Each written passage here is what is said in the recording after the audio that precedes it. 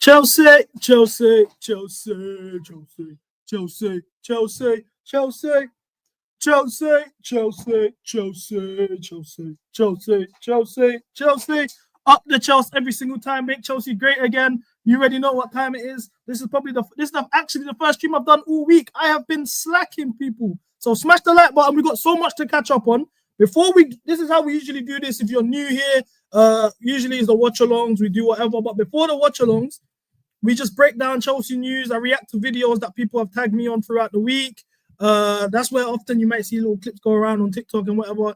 And I actually wanted to touch on the stadium, because for me, that's been the real topic of the week, and I haven't actually had a chance to add my input. So this all came about this week because Man United got released their plans for their stadium.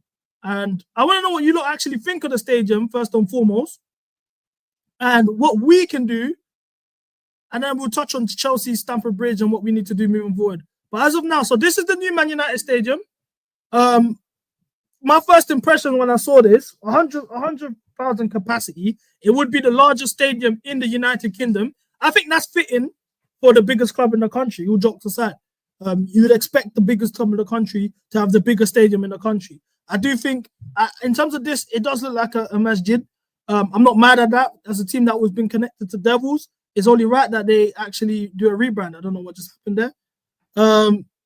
So it looks like the new Trafford. However, for me, I think this looks very much like the Allianz Arena. If you zoom in and you take away these little 3 points here, it literally looks like the Allianz Arena. I have no issues in that. For me now, I looked at this, and this is where my discontent for Clear Lake grew.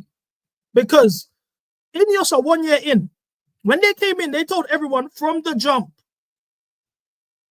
They said from the jump, we are trying to bring in a new stadium. That's how they pitched their consortium. It's a new stadium, XYZ. This is exactly what we need to do. And all of these fun little things in terms of bringing Chelsea back to where we have the vision of Chelsea. So now we're in 25, 3 years after they have taken over the club. And I have not seen anything impressive in terms of our stadium. So now there's a lot of talk about our stadium, what to do, what the issues are, whether we should stay, whether we should go. So before I give my 2 pence, I want to see what the chat's saying. Chat to me, people. Make Chelsea great again. I'm going to check the comments. How do you guys think? Do you think we should leave Stamford Bridge? Do you think we should stay? How should we move around XYZ? And I'm going to address or add my little points of view. You know already how it goes. I don't do a stream without my doorbell ringing. At least it's got out of the way quickly. Here we go.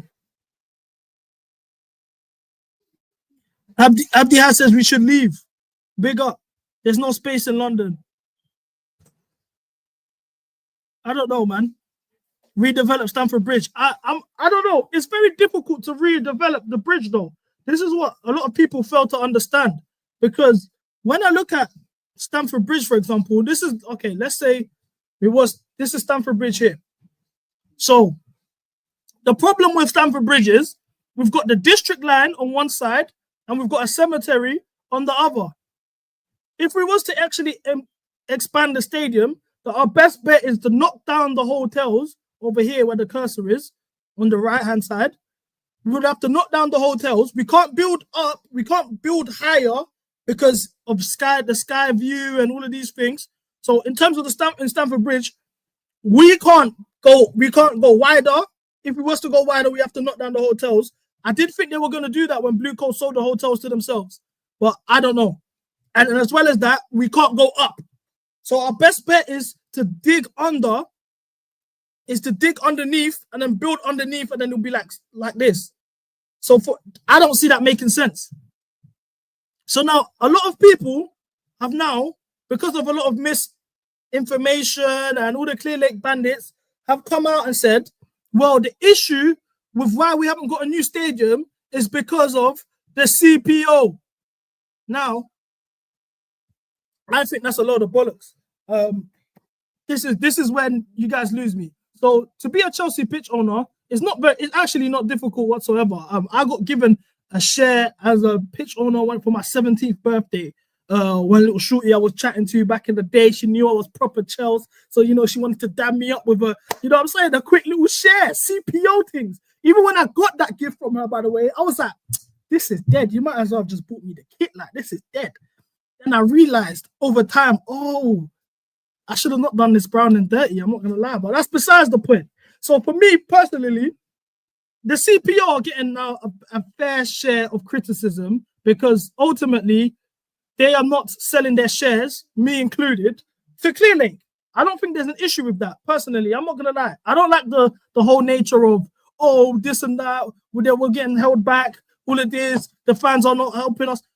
I'm thinking, all jokes aside, Clearlake have ignored and disregarded the fan base for the 3 years they've been here. We've asked and demanded to show us a plan of us being willing to win now, capable of winning now. You know what I'm saying? Address the areas in the squad to win now. Not this under 25 model, not these young players, not all of these things. We literally protested for 2 weeks, and then 2 days later, 2 weeks ago, and 2 days later, Todd Bowley's come out and disregarded our protest and doubled down. So then I'm thinking here, like, why should we now trust you to give you the shares, our shares on the stadium? What's the guarantee that you're going to improve the squad? Now, I want to be very clear here. I'm not in the stance of, I don't want to move, I'm heritage Chelsea, I don't care, keep Stamford Bridge. Ideally, I would like to redevelop Stamford Bridge. If I'm being honest, do I think it's likely for us to rebuild and develop Stamford Bridge? Quite frankly, no, I don't. I don't think it's realistic. That's fair. But now I have two questions. One, do you trust this ownership to spend money when we have on winning now after the stadium is getting built, or while it's getting built, while the stadium is getting built? So for me, and this is the simple things that I need to address. And so for me, this is what I'm saying. So that's one thing I need to address first and foremost. So then for me, that's first and foremost what I need to address. As well as that, how do I word this without sounding slow? I looked at Arsenal, I looked at Spurs. When they were building their stadium, they didn't redevelop into their squad while the stadium was getting built and after the stadium was getting built. That was a big issue. That played a large part in why Arsenal went so many years without winning during the Emirates era. They had an 8 or 9 year trophy drought. Yeah, I can't remember the number. It's not my club. Fuck them anyway. 8 or 9 year trophy drought under that ownership because they built the Emirates. The Emirates got built. While it was getting built, they didn't invest in the squad. They lost key players, Henry, Vieira, XYZ. They didn't capitalize, Fabregas, and ultimately they are where they are now with a nice fancy stadium. Second of all, Spurs, same instance. Now, a lot of people have said, well, the atmosphere is shit. Oh, the revenue is going to improve. Oh, all of these things. Now, I'm not even being funny here. The atmosphere in a big stadium doesn't change anything. I think the issues within the atmosphere is many things. First and foremost, Chelsea fans, as we are, at the Bridge, speaking for the Bridge, I'm someone that goes to games. The Bridge in general, I think the atmosphere, we've always been a club where, unless it's high stakes games, as in Champions League knockouts, Big Six teams, or we're in the title race where every game's a cup final, the atmosphere has always been a bit still. That's for many reasons. First and foremost, naturally, the proper Chelsea, average Chelsea fan are posh, white men. Nothing wrong with the white people. Big up all my Caucasians in the building every single time. Smash the like button if you're Caucasian. So it's usually often rich, old white men who have seen it all in terms of a club level. All jokes aside, at club level, they've seen it all. They've seen us win the league.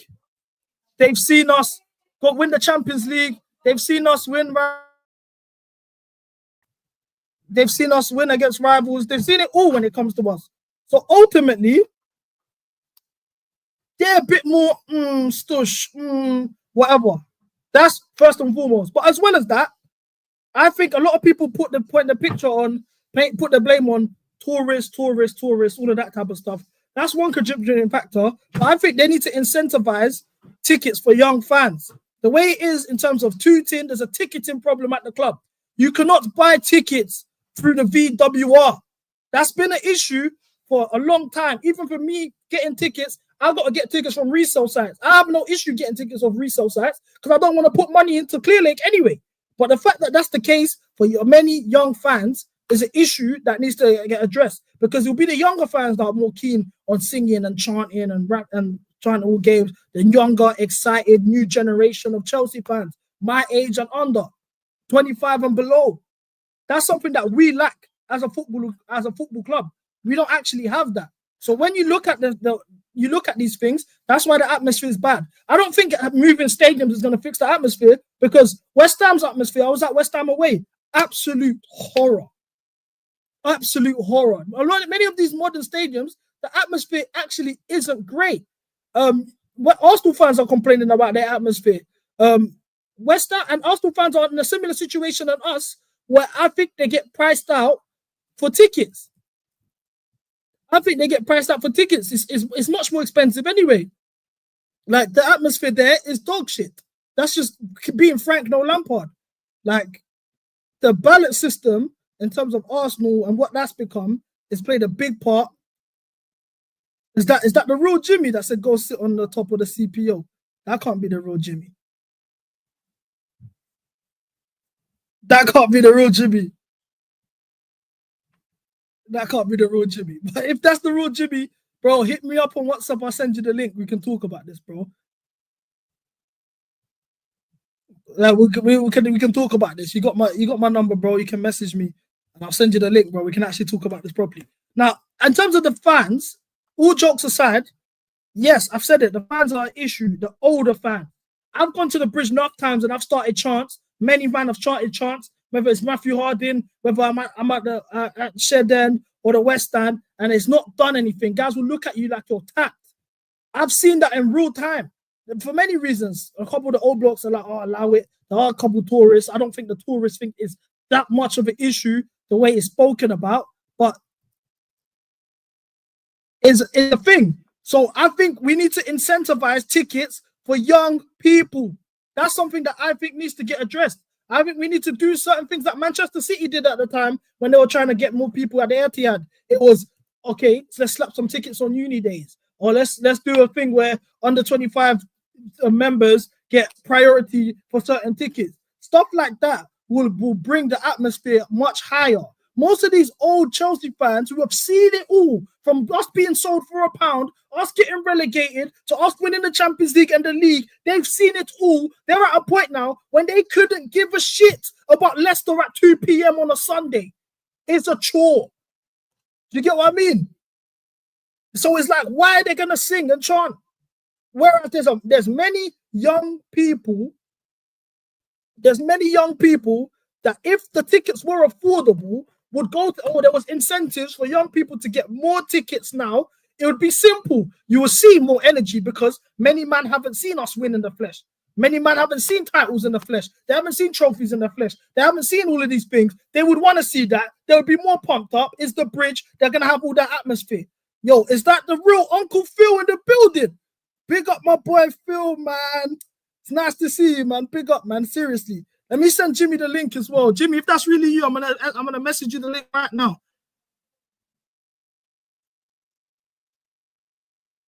I'm gonna send you the link right now, Jimmy.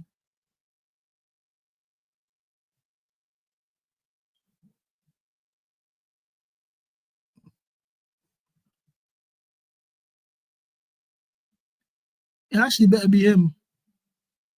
I hope none of you guys are trolling me. Okay.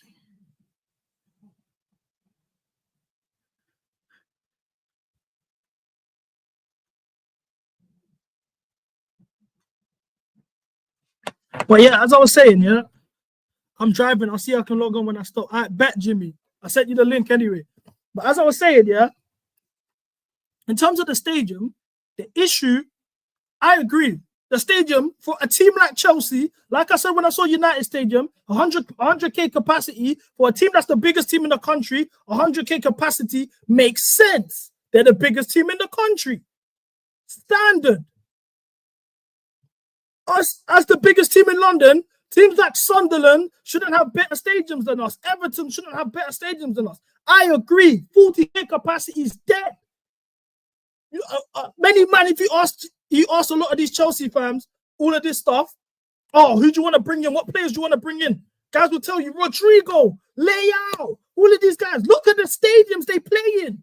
So attracting the best players in the world, I understand. This is why, for me, when Clearlake first got brought in, when Todd Bowley's consortium was first brought in, the worst reason why I was like, yeah, let's have them, is because their first priority was the stadium. From the jump, they were talking about stadium. So that's why it's pissed me off that in 1 year, Ineos have laid down a blueprint. You can blame the CPO and everything. They have not brought CPO a plan.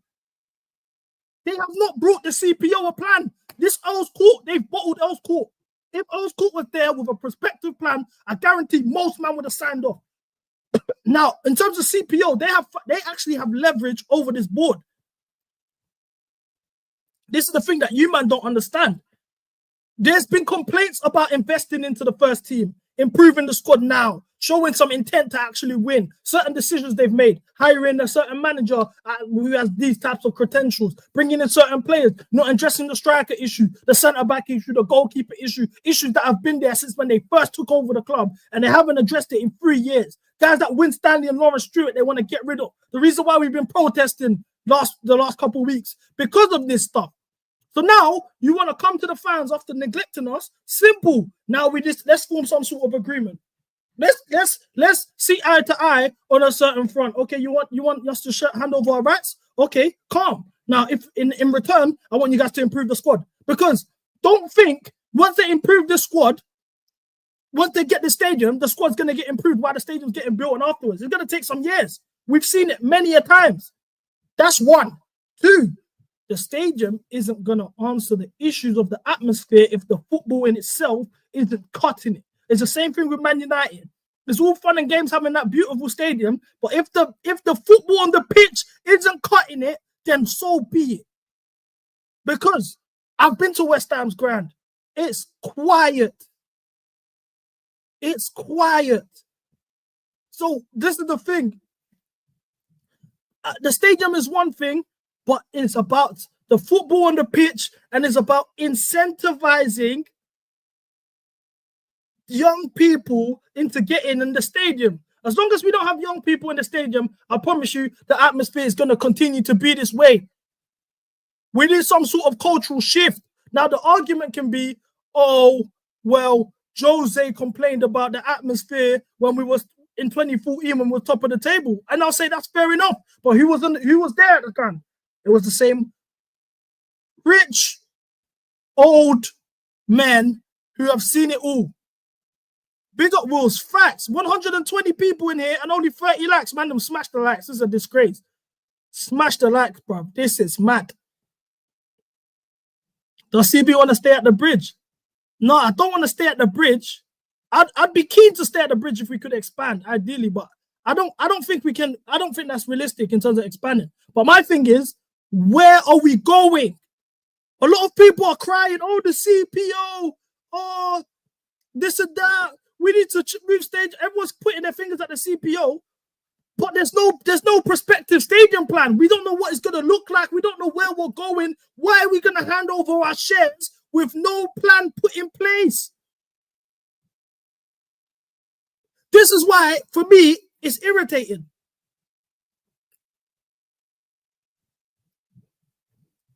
Facts, giving tickets to students, college kids, even around the area. I'm not even from West London.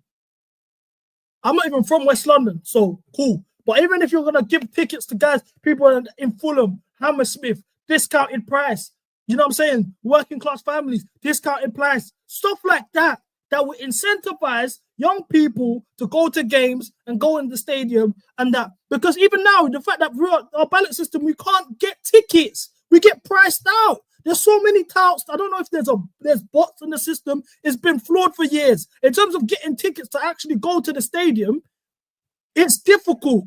Then it gets resold for 150. I'll show you the site man buys my tickets from, yeah? I'll put on the screen, and you guys can see the prices yourself.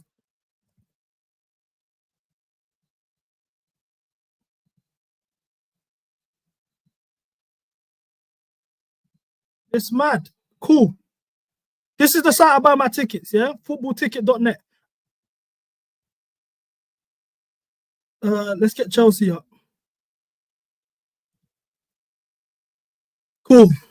Arsenal versus Chelsea. Obviously, that's an away game, but Arsenal have a similar issue to us as well, and they complain about atmosphere in big games.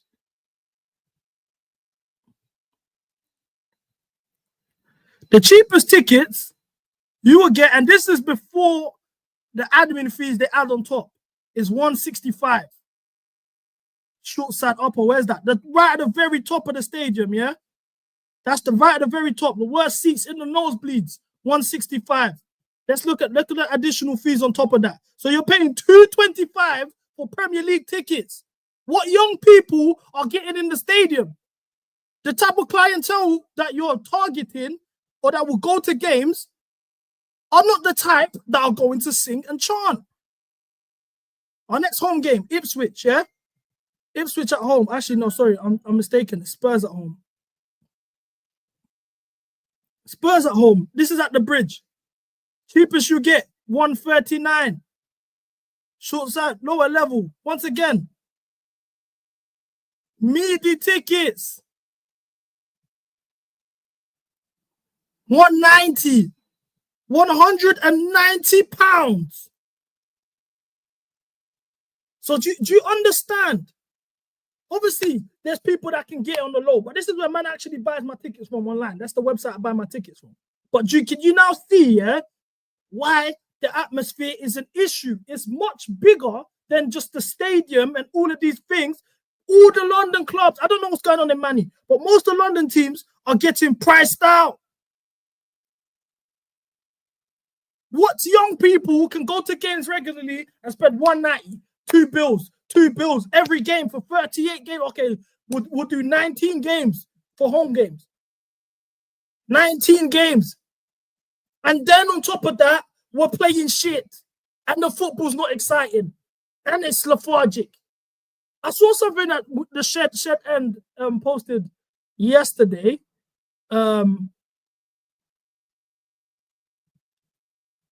Starting today, look, tomorrow in the Shed Upper Block 4, we will have a small singing section of 120 season ticket holders. We've been working on the club with this for a while, and hopefully it's the start of something much bigger. Big up the Shed, because I think this is much needed. We need to have certain areas of the pit of the stadium where no matter where you go, facts, young people can't pay that, fam. Facts. Man, smash the like button, please. Please, brothers, please, brothers. But as I was saying, as I was saying, 32 lakhs is criminal. Anyway, as I was saying, we need to have certain areas of the stadium where you can have chance. So, you know, if I'm sitting here, if I'm sitting at Matthew Harding Lower, we are all chanting. If you're not chanting, don't get a ticket at Matthew Harding Lower. Oh, if we're at the Shed, we're the Shed End. Okay, we know at Shed End, we cannot buy tickets unless we're singing. So then when you do start chants, guys are not looking like you're crazy, because everyone that's here is up to sing. Then if we have a certain area of the stadium, I went to the Bernabeu. I done a vlog on my old channel when I went to the Bernabeu, Leipzig versus Real Madrid. I need to find it. I'll show you. Real Madrid, the Bernabeu, they're like us. No atmosphere. Dead atmosphere, because they've seen it all. They're bougie blood. They go there, only when their team's playing dead, they do they start whistling. Then that's it. But there's a certain area of the stadium that's singing all game. All game. I didn't even know Madrid had chants, blood. I didn't even know them had chants. Is that real? Is that real, fam? Them man are legit. You go to the Bernabeu, look, oh, perfect. So cool. This is when I went to the Bernabeu, yeah. So cool. This area of the stadium here, that's where all the chanting comes from. This is their version of Sheden. That's that man's version of Sheden. That bit there. Up there is the away fans. Right here at the top, that's the away fans. So that's where all the Leipzig fans were at the top. You can see, look what I'm saying. Most man ain't singing. And this is like this is their version of Liquidator.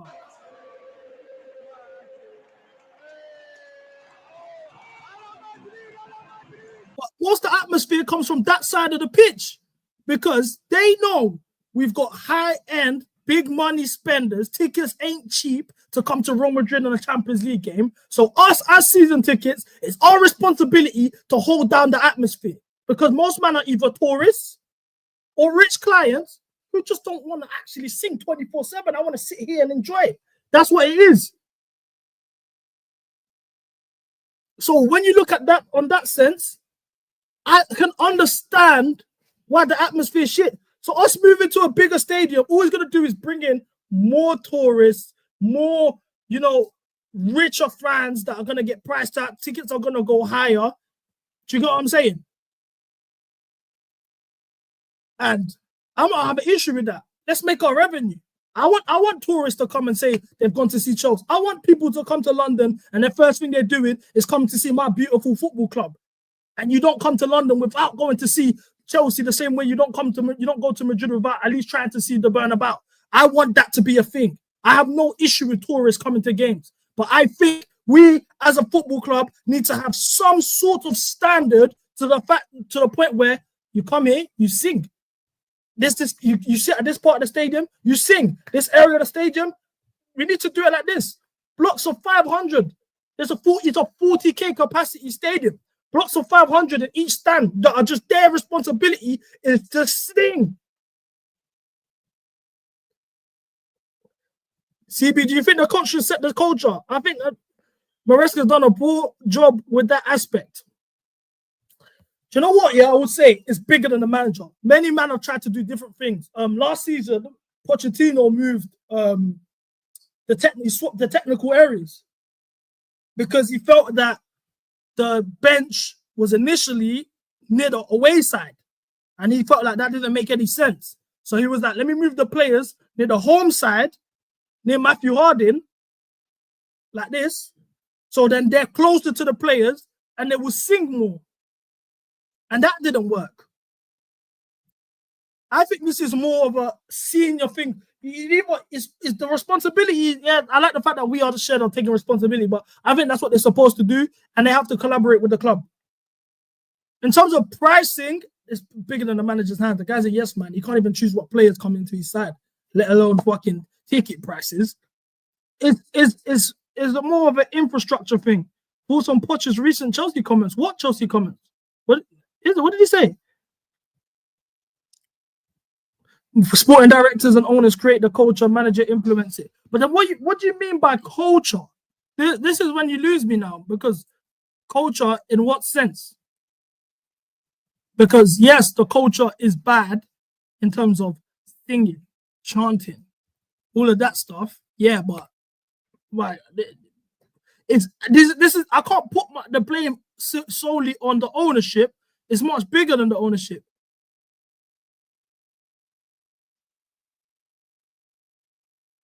What's Poch said?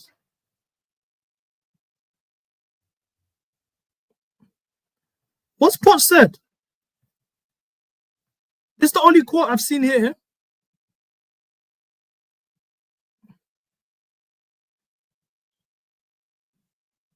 Big up Christian, man. Them smash the like button, man.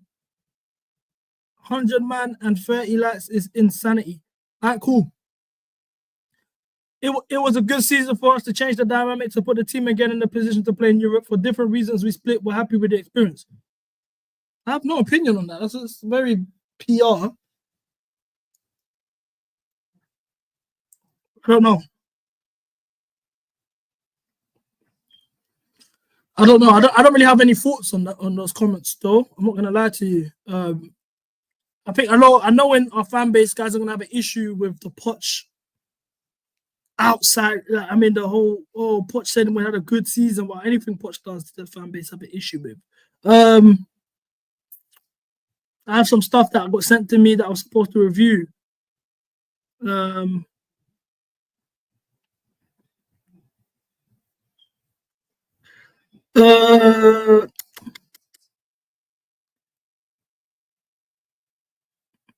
Maresca's comments. Yeah. I think when Fernandes played a back pass, is that unhelpful for the players to hear that? Is that potentially going to affect? Yeah, that's not. But the good thing is that Fernandes knows that if he doesn't play back, I will change him. If the keeper play long, I will change him. This is the what we have. These comments here were mad.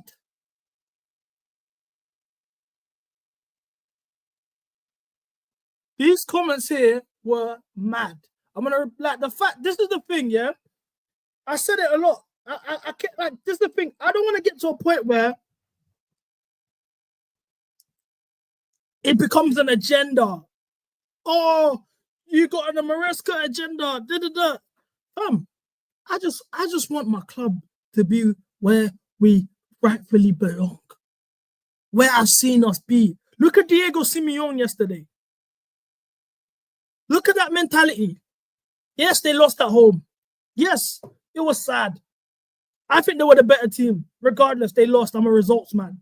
Look at that mentality. Rallying up the crowd, talking to the players. He's the type of guy that I would run through a brick wall for, and I don't even live in Madrid. And then he says stuff like, oh, if you pass the ball, if Enzo Fernandez decides to pass the ball forward and not pass backwards, I'm taking him off. So what are you telling me? This is what you're telling me then. Your system, this system is too robotic. I can't do this, fam. You don't give none of your players. This is probably one of the most creative players on our team. He has no sense of expression. No chance for him to even show his creativity. He's a robot. What's the point?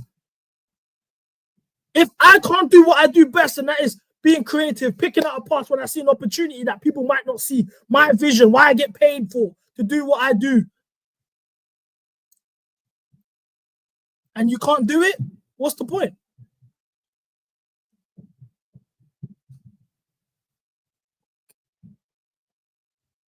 This is what I don't get. Then when you criticize this, he's got his mob. Maresca's got his mob. I'm convinced, all jokes aside, big up Pies, because I actually, on a personal level, I fuck with Pies. I think Pies is cool. But I think when he linked Daniel Finkelstein, they got in his ear and they hired him to be part of Maresca's PR team. Because these stats come out when you call him robotic. Oh, third in the league in 16.2 shots third in the league in shots on target. XG, second in the league. Big chance created, third in the league. 72 big chances created, third in the league. All of this stuff, yeah. And I'm like, firstly, I would love to see these stats in the last 3 months. That's first and foremost for me. I want to see the last 3 months. Also, this whole big chances created stuff is nonsense, because last season, right here, Pochettino's system, where you guys all hated the football and all of this type of stuff, we were 4th in the league and big chances were 3rd right now. What's the difference? We wasn't propping this. Why are we propping this stuff? I want to see the last 2-3 months in isolation. Let me know.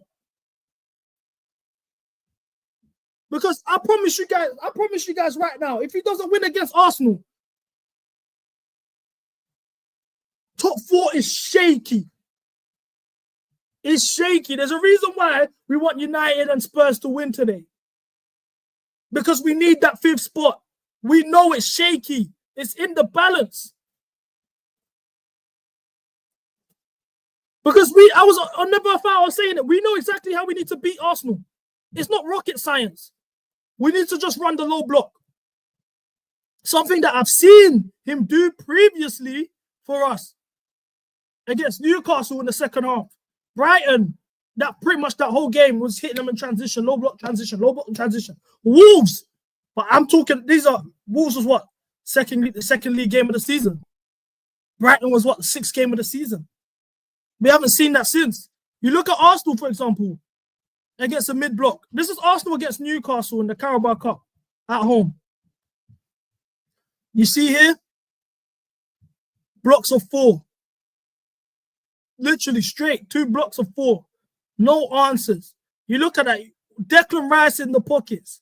Odegaard in the pockets next to him. Havertz up top, if I'm not mistaken. Havertz up top there.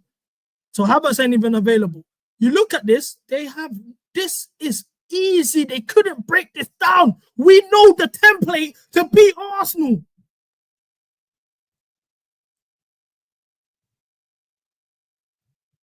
We know how to beat them.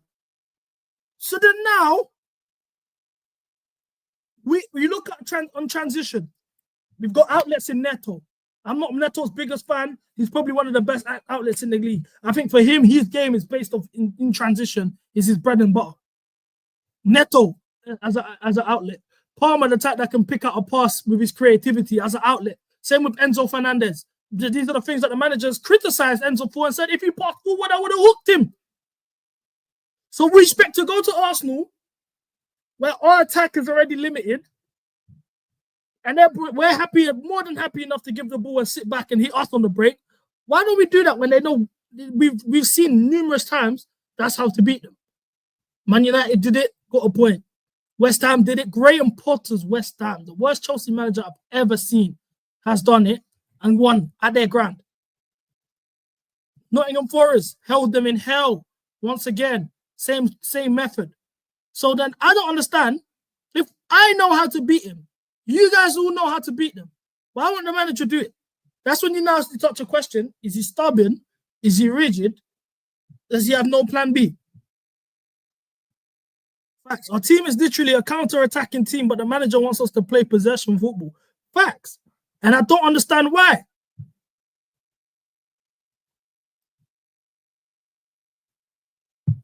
Guess which top 6 side didn't beat City this season? This is what it all boils down to at the end of the day with this manager. All jokes aside. The only top 6 team you beat was Spurs. I'm not taking that seriously. You made 11 changes for Newcastle with the Carabao Cup. You lost the trophy for us to go and fail to beat Man United, the Man United team who just sacked Ten Hag and had Ruud van Nistelrooy as their manager. I want to show you Manchester United's run of fixtures at the time we faced them going into the game, and then I'm going to do Arsenal as well. I can't take this manager seriously, not one bit. I'm sorry. He doesn't have my respect when it comes to these big games, and it's this defeatist mentality. Oh, we haven't been together for long, and the fan base eat it up. Okay, this was their form coming into us. 2-1 Brighton, 3-0 Liverpool. They beat Southampton, they beat Barnsley. That's Southampton my shit. Barnsley won in the league. Drew to Palace, so did we. 3-0 to Spurs. 3-3 Porto. 0-0 Villa. 2-1 Brentford. 1-1 Fenerbahce. 2-1 West Ham. 5-0. At this point, my man's sacked. After West Ham, he's gone. They can't buy a win in the league. They've got 2 wins at this point. Southampton, Fulham, Brentford. We go there. We can't win. Then, I want to remind you, he made 11 changes for that game. And you can't say injuries and all of this stuff that they're using now because we had our strongest 11. These times Enzo was getting benched, rightfully so. Everyone was fit. Fofana was fit. Jackson was fit. Lavia was fit. Reece James was playing. Then, let's go to the Arsenal game.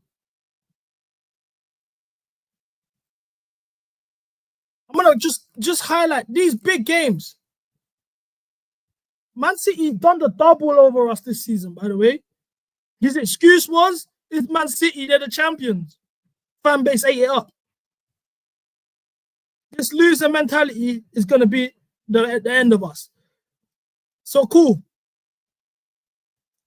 Arsenal shaky anyway. 1-0 Spurs. 0-0 Atlanta. 2-2 City. Beat Leicester. That was a bit shaky. I remember that game.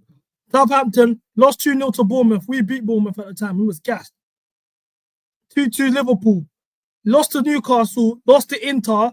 Guys are looking at it like, fam, these men are on ropes. Their only win was Shakhtar Donetsk and Preston. They come to us, to our ground, and get a draw.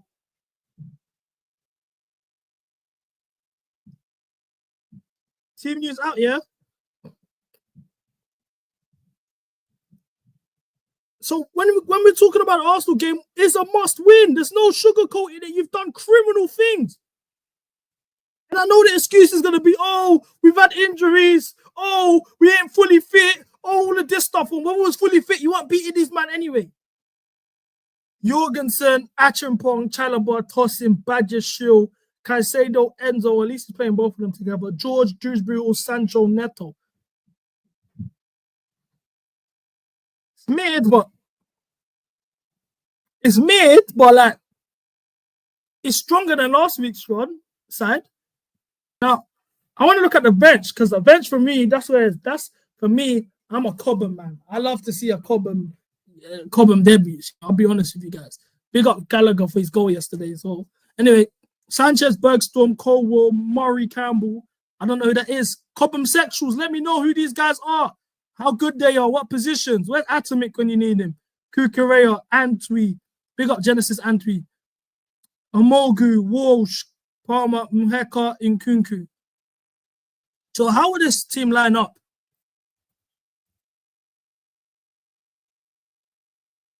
You already know what I'm on.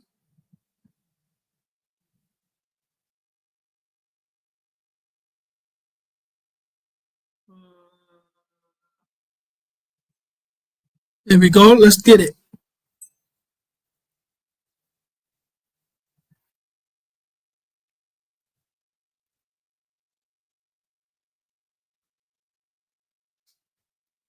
Jorgensen. I think Achimpong will be here. Wrong one. Jesus.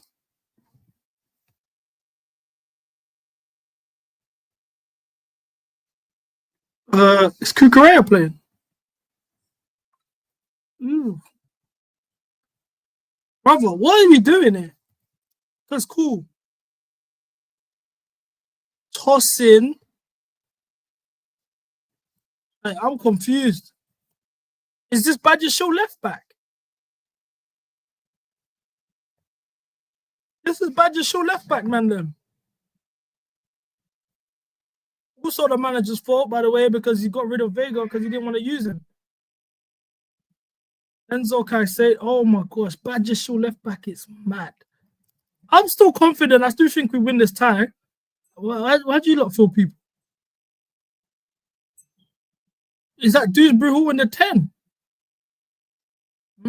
Okay, or maybe Sancho in the 10.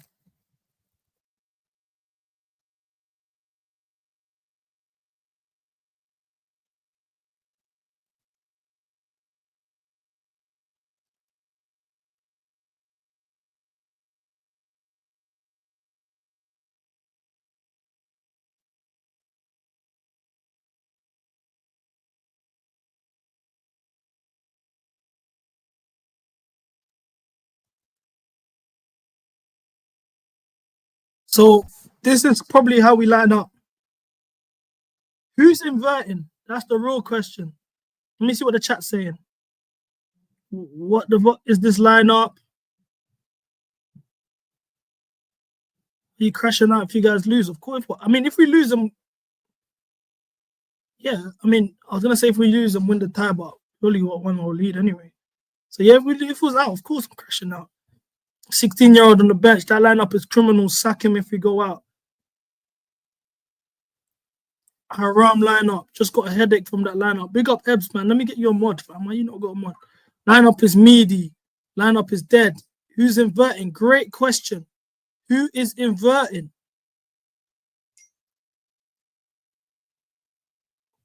I don't think we lose, I'll be honest, but I'm so confused because if Josh is inverting, then it's this. Because Badiashile ain't inverting. It has to be Josh. And then I wouldn't be surprised if Gaffer probably puts Tyreek George up front, Sancho on the left, and Neto on the right. That wouldn't surprise me. There's always one in it. I love this lineup and I trust my Gaffer. You're part of the problem. You're part of the problem, brother. Yeah, I think this is more than enough, Bobby, to get the job done, if I'm being honest with you, bro. I think this is more than enough. I don't think it's going to be pretty. I'll let you guys know now. But you guys will say to me, the football is going to be much better. It looks better on the eyes. So that's more of a concern for you guys.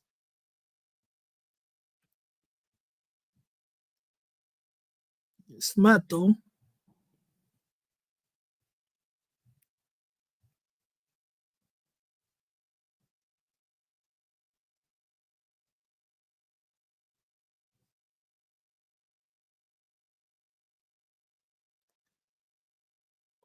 Mad. It's mad. Unmodern is crazy. So, guys, score predictions. Let me know. Oh, bruv. Conference League ball, man. Score predictions. Let me send this out, man. Let's hear some people's opinions. Let me get some MCGA members in the building. Yeah.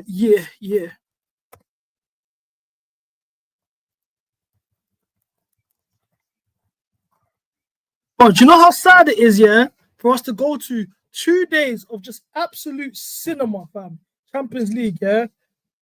From Liverpool, PSG, Barcelona, Benfica, to Real Madrid, Atletico, and then we've got this. Like, this is sad, bruv. How have we fallen like this? I got 2-1 Chelsea, by the way. 3-1 Chelsea, 2-1 Chelsea, 2-1 Copenhagen. Bullshit. 2-0. I'm assuming that's Chelsea. Copenhagen 1-0. Chelsea win. Copenhagen win on pens. Yeah, right. 1-0 Copenhagen.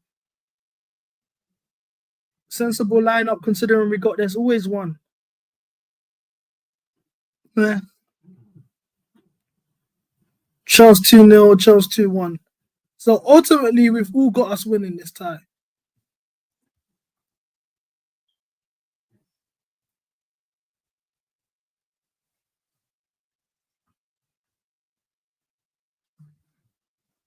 That is mad.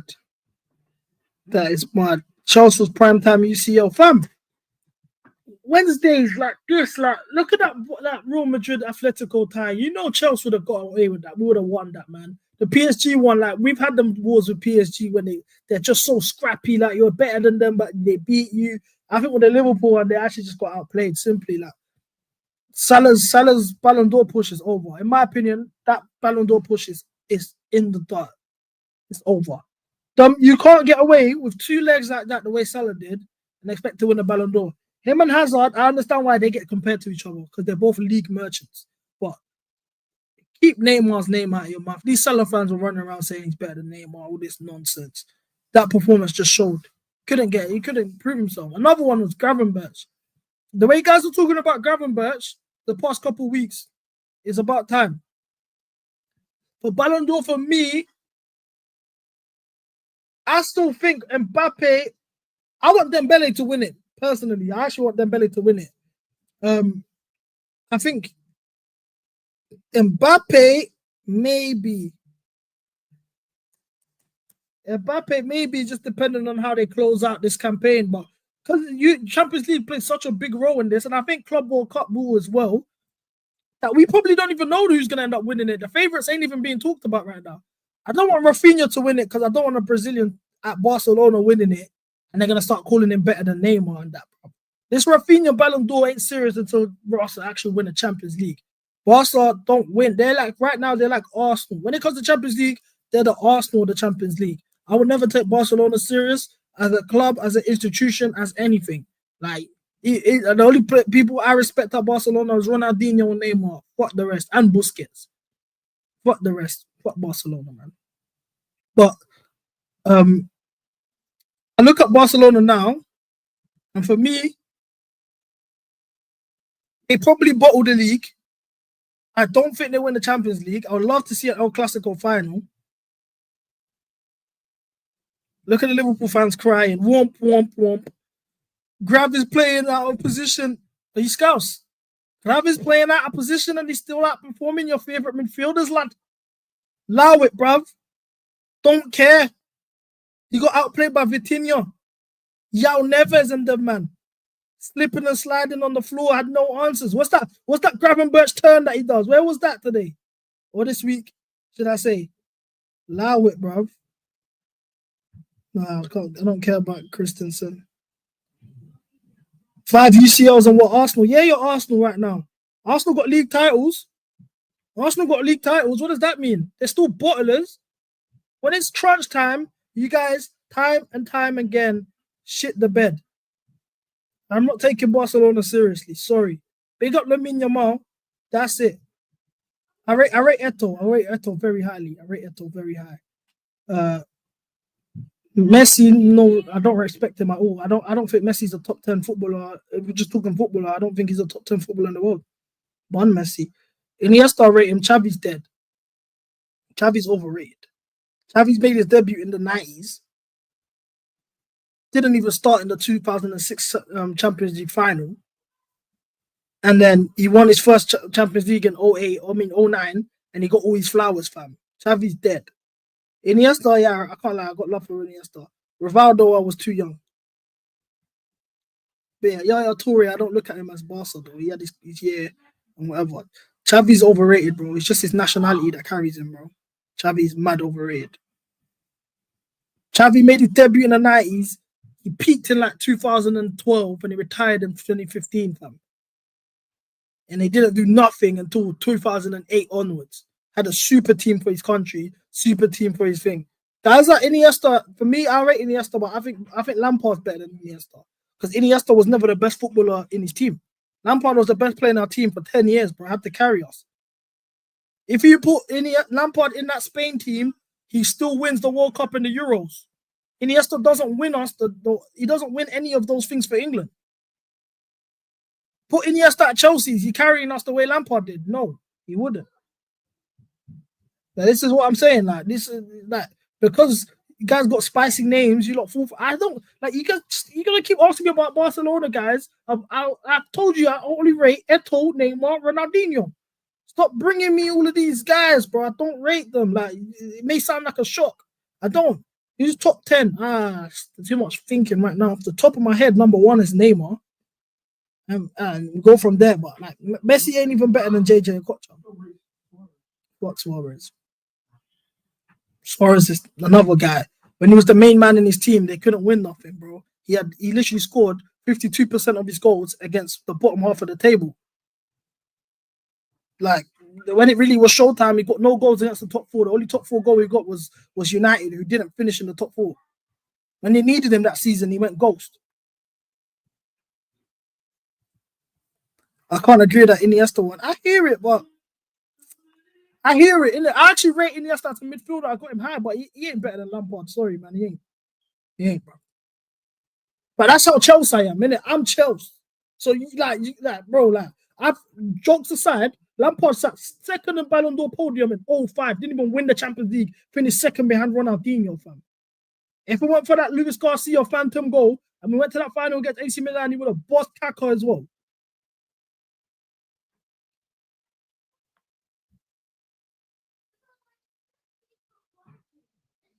How high you rate Cristiano Ronaldo? Probably in the top 5 still. Ronaldo for me, top 5, because I don't think you will ever see a profile like Ronaldo again. See, guys like Messi, we've seen a Messi before. You can't be the best ever, in my opinion, and you're a winger and you don't know how to do step overs, roulette, flip flap, nothing. You've never done that in game. I can't take you seriously, bro. That's just me being honest with you, bro. Rainbow flicks, nothing. Ronaldo, in terms of his profile, we have never seen before. Fast, both feet, physical. Ronaldo chops all areas of the pitch. He started out as a right midfielder, left wing, up top. He's done it. Messi, we've seen it before with Maradona. We've seen it before with Maradona. So for me, I can't take that seriously. I can't say you are one of one, you're the best ever when I've seen your clone. It's the reason why people don't call Kobe the GOAT. How can Kobe be the GOAT when we've seen Jordan? So, and then I rate you so highly for picking Lampard over Iniesta. Facts. These guys don't know.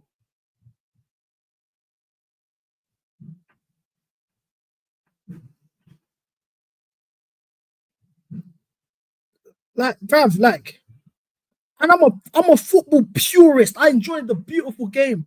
For me, I want my football as pure as possible. This is why, another reason why I don't make Messi, because how can you take HGH injections from when you was 13 and 18? Those injections that you took were illegal. You took those injections and you became the most durable wonder kid of all time. Never had a major injury, maybe barring one. Mind you, every single wonder kid that's played was finished by 29. You won your trophy at 35. Now I'm talking the likes of Paul Pogba, Hazard, Wayne Rooney. They're like, bro, what are we doing here, fam?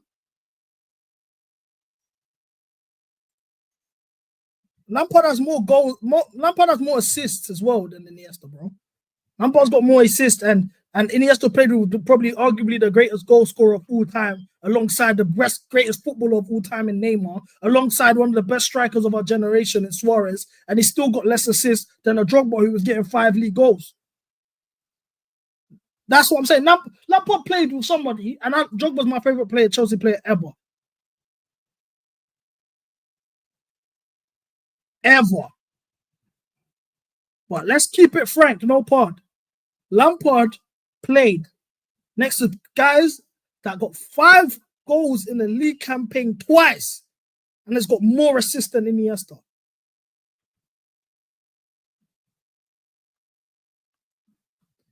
Oh, no, never won the Champions League, but still a million times better than Drogba ever was. Now we're just throwing things. If we're doing the striker thing, I'm 24 in it. This is based on who I've watched. For me, best strikers that I've ever seen in order, top 5, I got R9 number 1. And for me, in terms of all time, R9 goes number 2 for me as well, by the way. I got R9 number 2 all time. And I've got him number 1 in strikers. Then I've got Samuel Eto'o number 2 as strikers. Another player better than Messi. Then I've got Drogba 3rd.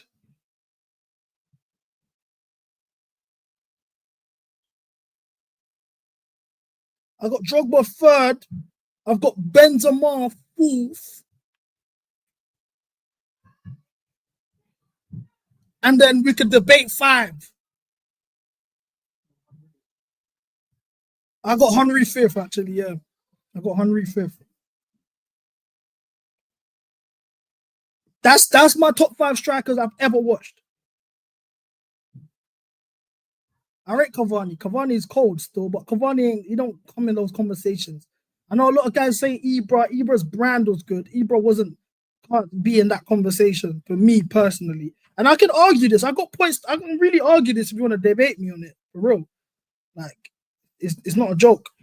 I don't rate Xavi like that. Yeah, me neither, man. I think Busquets is really the guy in that team. Hair injections illegal. Bro, the HGH that Messi was taking illegal. FIFA rigged the World Cup for Messi. Oh, that's another topic. Yeah, we can go all day. Bro, do you guys want to see my theory on how Messi's in the Illuminati? Messi's in the Illuminati, guys. This is why things like this happen for him. So what? Bro, like, we could do this all day, bro. All day, I swear to you guys. Like, bro, like, I can't respect this Messi guy. I'm sorry. And I've met him in person. I had love for him. I was gassed when he came to my hood. How can I take you seriously? How can I call you the best ever? How can I call you the best ever when you was missing penalties against Chile in penalty shootout, Sky in it? So then they had to make 6 Copa Americas in 4 years. 4 Copa Americas, I mean, in 6 years. Yeah, Messi came outside my school, the whole Argentina team, Aguero, Di Maria, Messi, Mascherano, all of that. It's proper. Like, how can I take him? Like, bro, like, come on, bro. This guy puts it right before your eyes. Right, this is right in front of your eyes. No coincidence. Who has the pool? Who do you guys know who loses an international final as many times as he did, the Copa America, that they made 4 Copa Americas in 6 years? He finally wins one. Wasn't even the best player on the pitch. Neymar outplayed him in 2021. And then they stopped doing that. You don't find that fishy. The fact he even won the Ballon d'Or that year when he wasn't the best player, when he got his team, he got his country, I mean, his team bounced in the round of 16 because he missed a penalty against Real Madrid. Do you want to talk about that? The amount of fugazi Ballon d'Ors this guy has won. So that when you talk about, oh, him being the best, it's, oh, but he won Ballon d'Or though. That's all you have to say. Look at this stat. PSG have reached the UCL quarterfinals 4 in their past 6 seasons. The other 2 seasons was with Messi, round of 16 twice.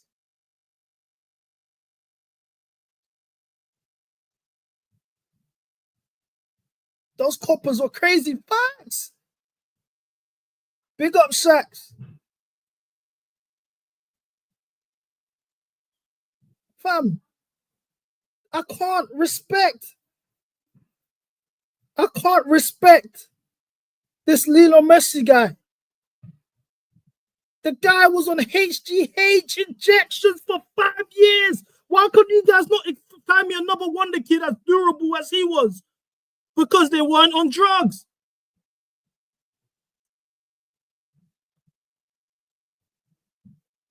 Look, Messi was here doing humiliation rituals.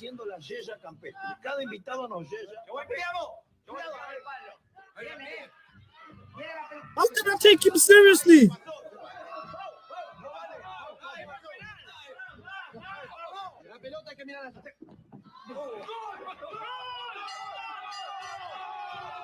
I'm sorry, man. Look, he's all getting grips on the balls and batty and that. Like, come on, bro. This is mad. This is mad. Is that your goal? Hey, nah, that's mad. Ah, blood. Look at these Messi fans in the comments, bro. Stop, man. Just stop. Please. Please. You will never convince me. They got Ronaldinho. I got Ronaldinho 4th all time. I've got Ronaldinho 4th all time. How have you got all these videos? Because I saw this in real time. You guys forget. Guys, I'm 24. I've seen Ronaldinho. Sorry, I'm reading the comments at the same time. I've seen Messi's whole career in real time, blood. I've seen it all. I've seen Messi bottle round of 16s, no goals.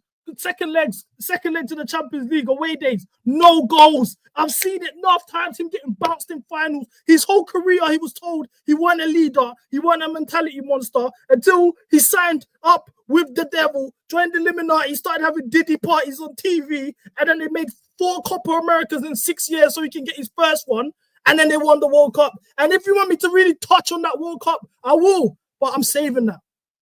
Because I'm not really, I'm actually in a good mood today.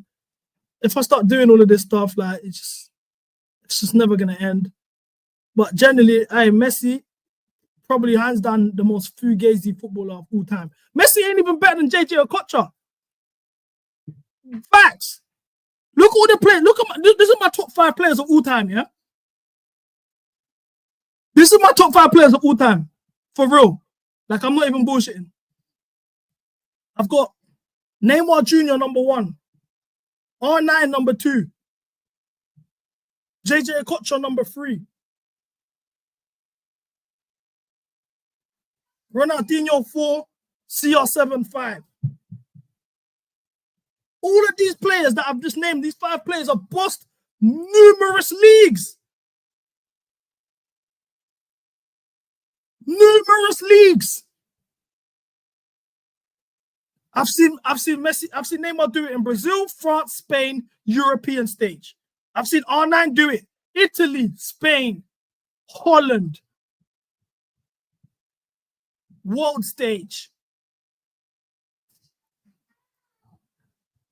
I've seen, no, if you guys want to debate my list or go against my list, you can, more than welcome. I'm not them guys that say, it's my opinion, leave me alone. I can really debate this.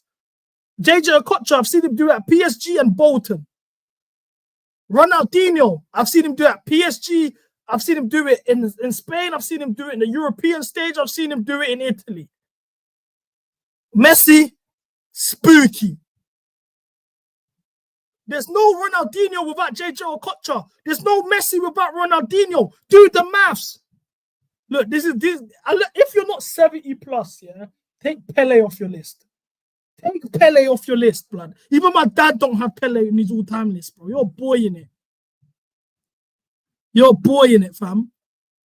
Bro, Fern, I'm Brazilian. Man's watch these. I used to have the VCRs. I used to be on Sky, yeah, channel 464, Real Madrid TV. They will show you Real Madrid games every day, non-stop. Bro, take Pele off your all-time list, blood. You weren't watching Pele. See, if we're going to talk, no, seriously, jokes aside, yeah? Stop. Just stop. If you're going to be like that, like, we could talk about all-time best players. I don't even think your list is that mad, did it? Like, Messi, Maradona, that's 2 of the same player, in my opinion. Pele, Gaucho, R9, no Neymar there is mad anyway. You didn't watch Pele as well. Like, you didn't watch Maradona either. What are we doing here? And if you're going to put Maradona, like, Maradona should be above Messi. Because why are we crowning Messi the best ever because he won a World Cup? Maradona's been done that. Twice, if I'm not mistaken. So what are we doing here? So, like, for me personally, oh no, he's only won 1 World Cup, sorry, if I'm not mistaken, but still. Stop that Maradona's better than Messi, and then the Pele stuff. JJ should have played for Madrid or Barca. You know bull. Guys that know bull know JJ Okocha's the top 5 all time. No chattings. I don't mind Zidane being there. If you put, for me, I don't mind the Zidane thing. I got Zidane 6. I don't have Neymar in top 5 Brazilians of all time. Guys, I'm new to YouTube, so how do I like remove somebody so they can never join my streams again? What button do I press? I'm actually trying to find it. Neymar not top 5 Brazilians of all time. What are we doing here, bro? No, seriously, what are we doing here, man? I rate Busquets very high. I'm not gonna lie. Yeah, Messi, Maradona, the same player. One's just a GA demon, but stats weren't important than facts. My squad, Bobby Charlton. R9, CR7, Zidane, Maradona, Messi. I'm not mad at that list. I will take Messi out for Neymar personally. I'll take Messi out for Neymar, and then I'll take Maradona out or Zidane out for JJ Okocha. But that's a calm list. I'm not mad at that list. Give me top 5 you actually watched. I just did. My top 5 is people I watched. I watched R9. I got Neymar, R9, JJ Okocha, Ronaldinho. I even forgot who had 5th.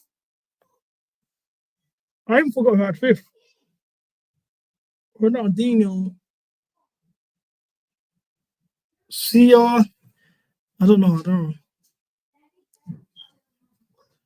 Bro, none of these World Cup winners had a team as bad as Neymar did, bro. This is what I hate, bro. He had Fred as his striker, bro. His second best player on his team was Willian.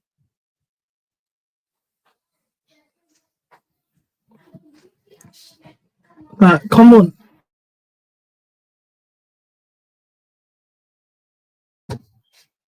I just can't.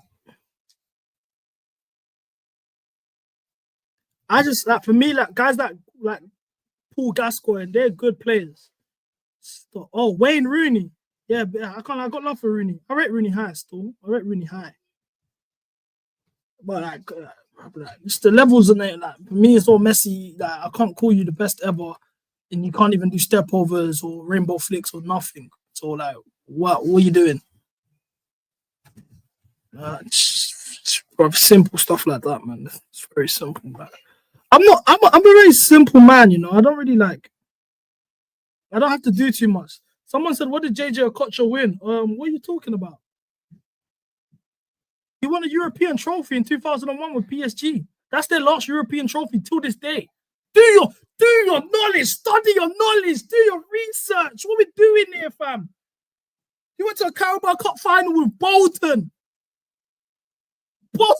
Fam. Like, you meant, fam, don't get me started on JJ Okocha. I wish I could put football on this thing without getting copyrighted, fam. Neymar, not even top 8 Brazilians. Stop it. And Pele didn't win that World Cup on his own. That team was a super team. What are we doing? Recently, Neymar was asked who would get in Brazil front three of Rivaldo, Ronaldo, and Dino, and he said he'd get in over Rivaldo. Rivaldo responded, and the internet cooked him. I think Neymar would have got in over Ronaldinho. I think Ronaldinho is very, very, very overrated. And I got Ronaldinho in my top 5.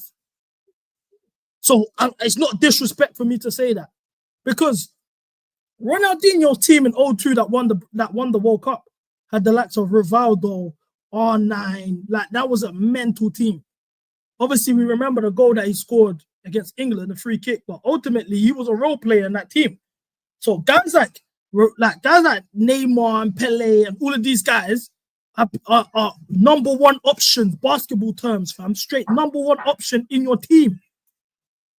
So let's not do that. When Ronaldinho was the best player in the world and he was the main man in his team, that was in the 2006 World Cup. Do your history. That's the first World Cup I watched. I wanted Brazil to win like I want Brazil to win every World Cup. I watched that. He let me down. Spooky. 2010, spooky. And these times he even had to hand it over to Kaká because he couldn't be the main man in 2010. And he was still spooky. So the whole Ronaldinho narrative, if we're going to just judge based on Brazil, if you gave Neymar that team in the Celestial, first and foremost, he would have been the best player on that team. 1 and 2, he wasn't. Bro. If you gave Neymar Ronaldinho's 2006 team, he's winning the World Cup. No question. That's the thing. But you guys like to do but you want that. I'm a trophy guy. I use trophy logic a lot. I'm a trophy guy. I'm not going to lie. But I also know when people are taking the piss. This was Brazil's 2006 World Cup squad, yeah? And I'm going to get... What should we say was Neymar's in his prime? 2014 World Cup? 2014 World Cup? I'll get that afterwards.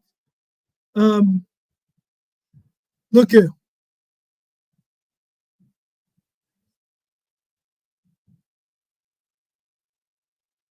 Adriana, Cafu, Cicinho, Real Madrid heritage. Chris, Dida, Emerson, Fred, Gilberto Silva, Juan, Julio Cesar, Juninho, the Leon one, free kick madness. He couldn't even start in this team. Kaká, Luciao, Carlos Mineiro, Ricardinho, Roberto Carlos, Robinho, Rogelsini, Ronaldinho, Ronaldo, Zé Roberto. That team is mad. No dressing it up. That team is mad. So explain to me how Neymar doesn't win. How does Ronaldinho, as the best player in the team, not win with his team? Neymar doesn't get near that squad. Hey, you listen. You know, all jokes aside, Lewis, congrats. You rattled me today. My head is steaming. And I can't boot you, and I don't know how to boot someone because I would have booted you. You don't get into that sky. Yeah, best Neymar wasn't a Brazil shirt for me, 2021. I think Neymar at his best for me is 17-18. That season was insane. But 20 2020 to 2022, even going into the 2022 World Cup, he was the best player in the world. From 2020 to 2022, he was the best player in the world. Obviously, Mbappe let him down in that Champions League final in 2020. 2021, he was still the best player in the world. Messi let him down with that penalty miss, and they lost to Benzema on crack. Actually, no, 2021, they lost to Foden, Man City, in the semi-final. And he was still the best player on the pitch. They all said it. Even Pep was that, fam. Neymar cracked. Copa America final 2021, insane. Even Emi Martinez said, bruv, this guy was moving mad. That's the best footballer performance I've ever seen. Even the 2022 World Cup, going into the World Cup, he was the best player in the world. In the World Cup, he balled out. He got let down by Marquinhos. What more can we do? But look at the squad. I'm going to read that again. Wavy memory, trust me. I know ball, man. I know ball. I know I have my agendas and that, but even my agendas, I can back it up with actual knowledge. This is the thing. But anyway, Adriana Cafu, Cicinho, Dida, Emerson, Fred, Gilberto Silva, Juan, Julio Cesar, Juninho, Kaká, Lucio. Lucio was a serious centre-back, fam. Ronaldinho, Roberto Carlos, Robinho, Rogério Ceni was a Brazilian keeper. He didn't even play, bro. Julio Cesar played over him. Ronaldinho, Ronaldo, Zé Roberto, who was balling at Bayern Munich, yeah? Let's get the 2014 Brazil team. I'll let this stay here. We'll get the 2014 Brazil team. See, this is the thing. You, man, act like Neymar was blessed with the previous generation's teams. He never had what these men had. He's never had that. I wish he had that. Look at this. Look at his keepers. Jefferson and Victor. Who are these keepers? Name one of these keepers. Dani Alves, Thiago Silva, David Luiz, Marcelo. I think they had a good back line. That's already their back four. I think that's solid. As we know, Thiago Silva was injured for the 7-1. My God, Fernandinho, Paulinho from Spurs, Oscar, Julius Cesar de Leon, whoever that is, Luis Gustavo. What are we doing here, fam? Look at this team. Bernard, Hulk, who lived in Russia his whole prime. Fred, who was playing in the Brazilian league. Neymar, Ramirez, Hernandez. Who's that? Willian and Joe. Fuck off, man. Like that. What are we doing here? This team was dead.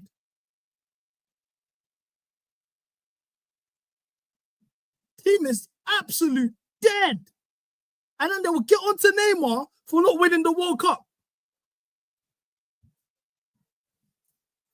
They will actually look at you with a straight face and tell you, oh, Neymar's dead. I can't rate him all time. His career was a flop because he didn't win the World Cup. Look what he played against. He carried these. He literally broke his back. Pause. Carrying this team to a semi-final. Pause once again. No, they gassed it because it was in they were the home country and Neymar. They had Neymar. They had Neymar. That team was dead. CB, I just asked AI. You already went wrong there. This is the answer they gave me. Pele 1, you didn't watch Pele. Maradona 2, you didn't watch Maradona. I got Maradona above Messi, so they are correct in that. Messi shouldn't be there. Cruyff, allow it. I just want to see Neymar back at his best, man. The world needs to remember how good. I think Neymar wins the World Cup this next year. Yeah, I saw that, Jacob. Yeah. Pep tried to convince him to come by and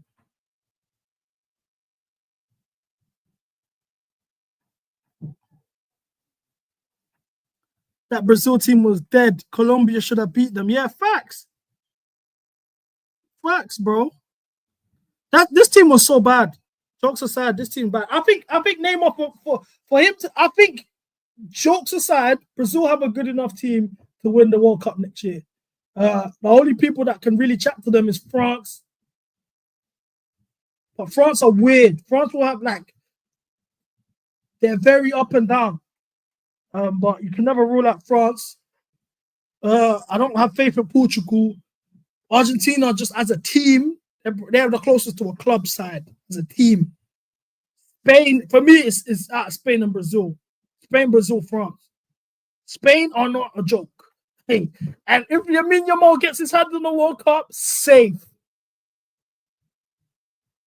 So yeah, I can't lie. For me, it's Brazil or Spain, innit?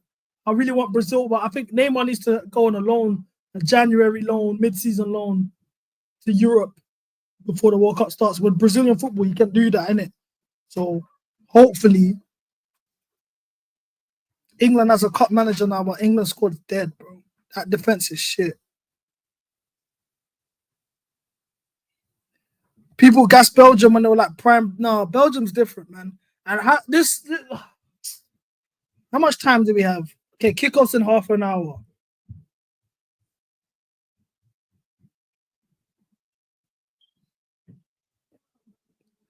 It's in half an hour. So cool. For me, Belgium is different because Belgium had a whole squad of players. Like, Belgium had a whole squad of players and a bench. It was like, once again, you give Neymar this Belgium team, he wins the World Cup. No chattings. Like, no chattings. There's no sugarcoat in it. Nank. He's winning that World Cup. For me, the fact that Hazard couldn't even win a Euros is mad. They had Courtois and Mignolet. So you had a keeper and a backup keeper. Vermaelen, Alderweireld, Vertonghen, you knew that was the back line. Thomas Meunier, and then they had Dana, whatever.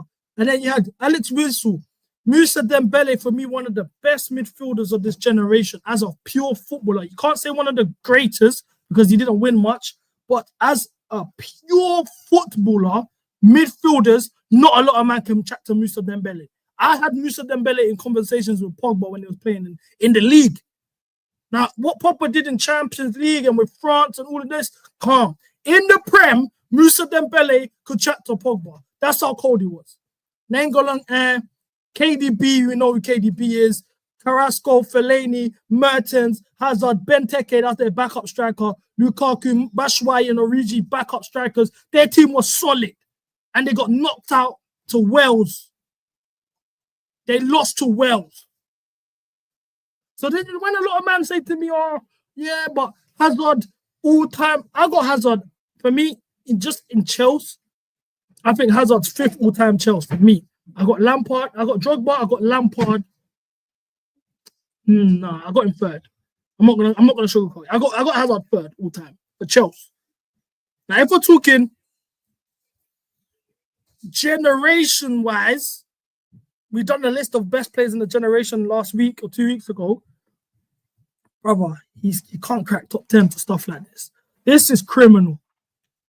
This is criminal. And then on top of that, you don't have European heritage. That's like, for example, R9 didn't win the Champions League, but he done his thing in the international stage.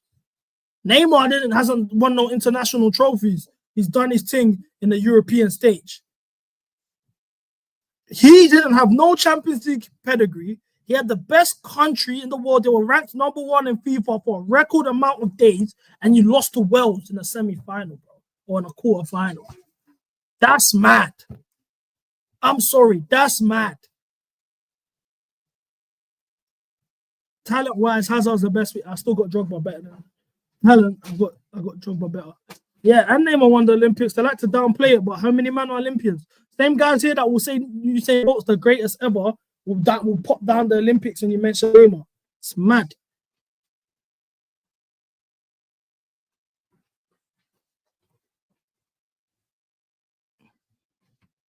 But yeah, bro, it's mad still. Talent-wise, Hazard the best we had. For sure, though. I think he's talented. I think he's 2nd talent-wise for me. If we're talking pure talents at Chelsea, we haven't been really had the luxury of talented players. Like, when I think of talent, I think of like Joe Cole, for example. I know he was at the later stage of his career, but Pedro, for me, I think Pedro was quality. Yeah, like I said, Joe Cole, Pedro, Hazard, Mata. Then it gets bleak. Obviously, Robin wasn't the Robin we know of when we think of Robin now. So in terms of talents, generally Chelsea haven't really been blessed with talents.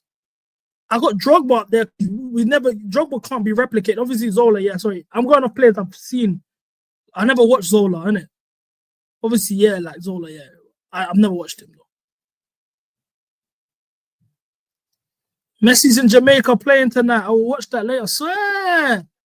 Hey, the Messi Vibes Cartel pictures are gonna go platinum. They're gonna go platinum because you know he's linking him. If he even knows who he is, he's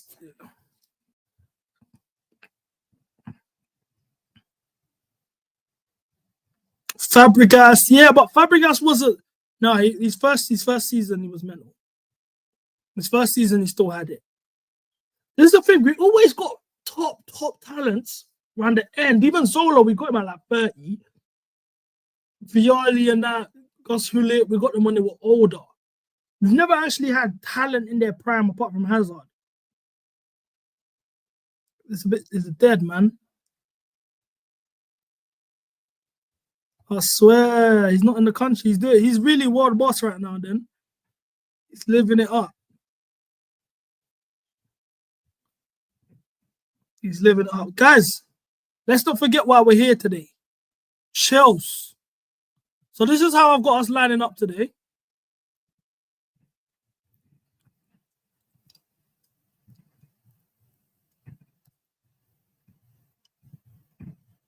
So I've got, the way it's looking like, I think Achampong is inverting, which is mad to me. I don't know how that's going to work. To be fair, he's actually technically sound, but I just hope he's got poise, you know, like he's not out here just embarrassing us. Like I like to think, you know what I'm saying, he's got a bit of la posa, like you tacticals like to say.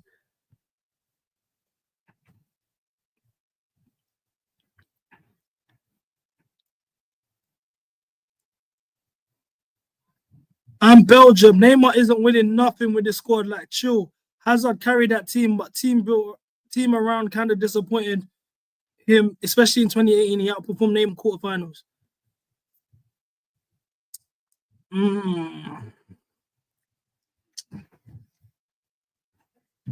I think outperformed is a drag. Firstly, I think outperformed is a drag. He had a good game though, but ultimately he didn't win. And if we're gonna, I don't like this narrative that the team let him down. But bro, when the man were down against Japan, was it not KDB and Lukaku that was waking up and saving everyone, fam? Why are we doing that? Why are we acting like it was just Neymar and Inshallah? I mean Hazard and Inshallah. It was never like that. Chalobah inverting makes sense. Chalobah inverting makes sense. So yeah, he'd probably be the right. That makes a lot more sense. Still stinky, but it makes sense.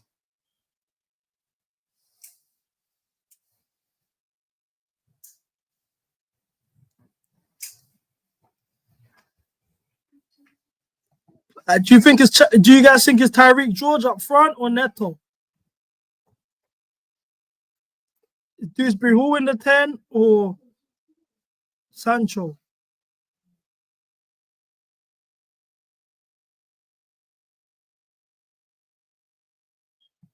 I don't know. Yeah, Neymar Hazard balled out that game still. You think Neto up top?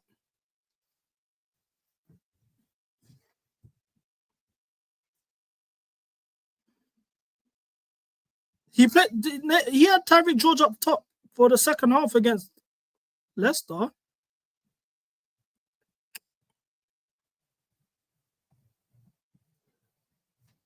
I think we see Tyreek George up front. I'd like to see 1 billion spent. This is a disgrace, facts.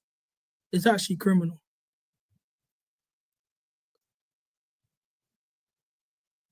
It's actually criminal still. And the fact that this is even like glossed over, no one even highlights how bad this team is. Who do you think PSG sell first? Doué or Barcola? One of them leave? I think none of them leave. Why do they need to leave? You guys don't realize what PSG is to French people. That's the #1 team in the country, in the league. They're winning the league every year. They're competing in the latter stages of Champions League. You're at home. That's like the Real Madrid of France to them, innit? Obviously, they don't have the European pedigree, but that's the Real Madrid of France. They're gonna fight for their place. They know it's competitive, no problem. Like it's like when Man United were winning all the time, and they had Berbatov, Tevez, Rooney, Ronaldo. Was that okay? Surely someone should leave. Obviously, Tevez ultimately went, but they're happy to compete at that level, fam. They don't care. Like they've always like PSG have always had depth, bro. From when they had Cavani and Ibra at the same time, if I'm not mistaken. At a certain point, it overlapped.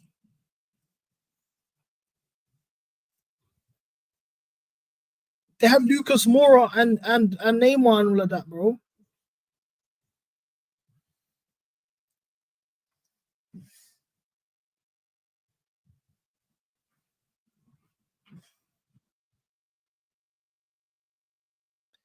Feel like it would be Neto one half and George second half, but it depends on subs. I don't know. Yeah, I agree. Did you rate Sancho at Dortmund? Yeah, he's first then at Dortmund. Yeah, I did.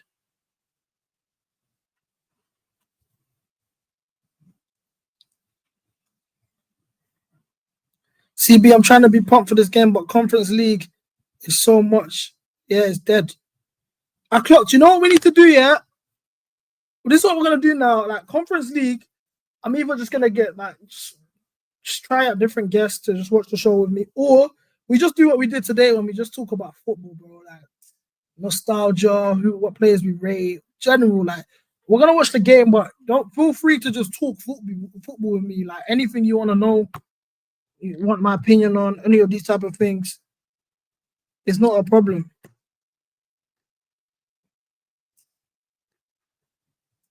Today is one of them ones, man. Unless it's proper getting, you know what I mean? It's actually a game where it's tight and not competitive, but we'll see. People don't understand French players dream to play for PSG and Marseille all the time. Yeah, facts. That's what they don't get. They just say, oh yeah, they've got depth, bro. Like, it's depth. Why would they also want to sell players they just signed? Yeah, cool, they got Kvaratskhelia. Okay, Kvaratskhelia can't get an injury. Oh, what a finish. Yeah, Ekitike, mad goal. I won't lie. Mad goal. Is that nutmeg? No. Finished though. He almost come like he didn't know. Look. What a goal.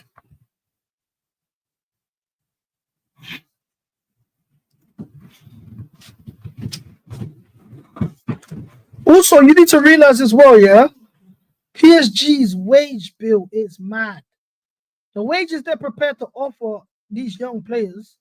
Why would you come to Chelsea and play 100K a week and you're not even playing Champions League football and you might not even win a trophy?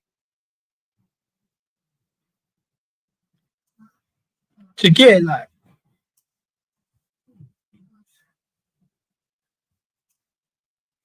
hey, this game, low key, I'm dreading it. I'm not gonna lie.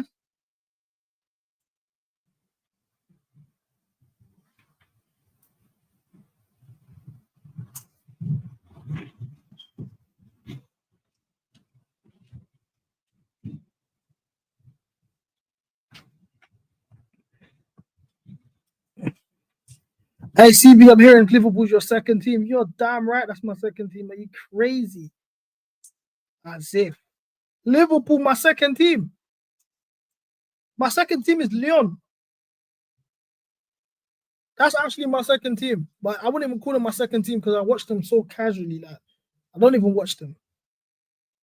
But Lyon is my second team still. When I lived in France and that, it was a Lyon thing. When I lived in France, it was a Lyon thing. And obviously my cousin was in Lyon, so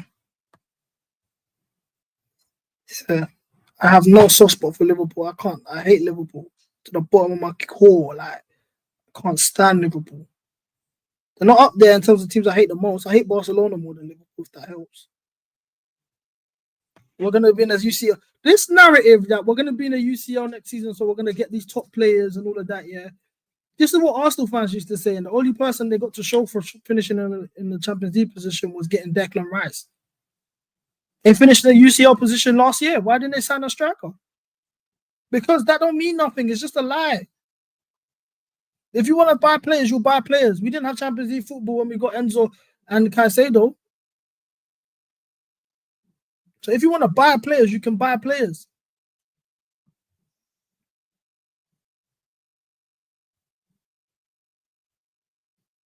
It's mad.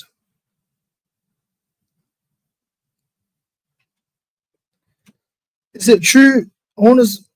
Is it true men are getting banned from the bridge for criticizing owners on social media? I don't know. That's mad. That's the first I'm hearing of it. How would they even enforce a ban like that?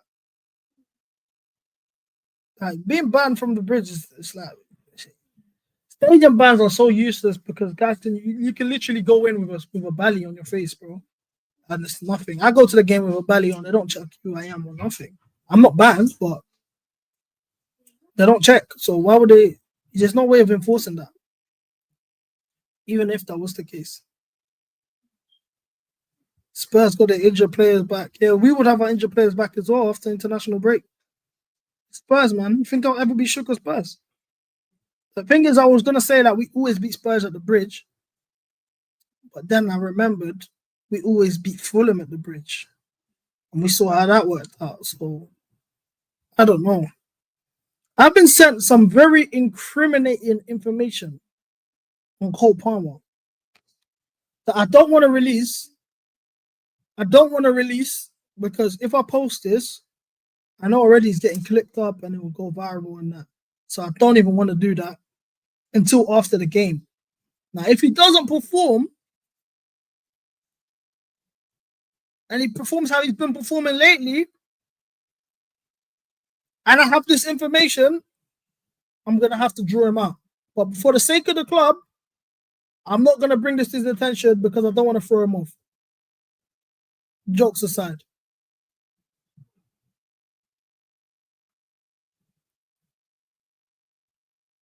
Yeah, that's what I'm keeping it for after Arsenal because I hope he doesn't have to give me a reason.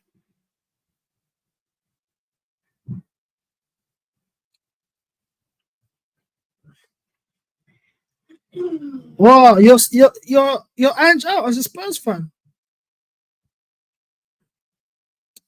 That's interesting because I would have thought you guys were on to leaving more. Because for me, like you guys needed a centre back. Because Jagrusin ain't good enough. You needed a 6. You brought in Archie Gray, who's played everywhere. Obviously, you've had the injury crisis. You didn't really improve the squad in January. You brought in Matthias Tell. You didn't really need. He's not a natural 9 as a replacement for like Solanke when he wasn't fit. So like, why do you point the finger on Ange? Obviously, I know he's had a couple of defeats. I think today, if he loses, he needs to go. That's fair. Not gonna lie, I don't even like Cole Palmer anymore. He seems so up his own ass and doesn't actually care about the club.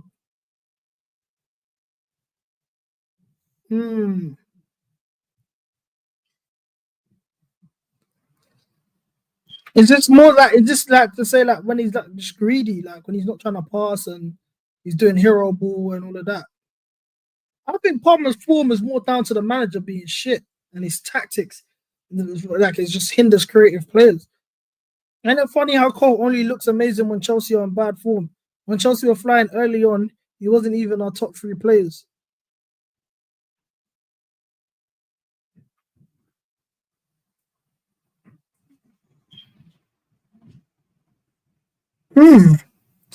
Actually, I don't know. Okay, when we was flying early on, who were our top 3 players? Palmer was definitely up there, man. Jackson was there. Palmer was there. Caicedo was there. That were the top 3. Kukurea probably broke through a bit as well. I don't know. Now, we're shit. Yeah, with our top players.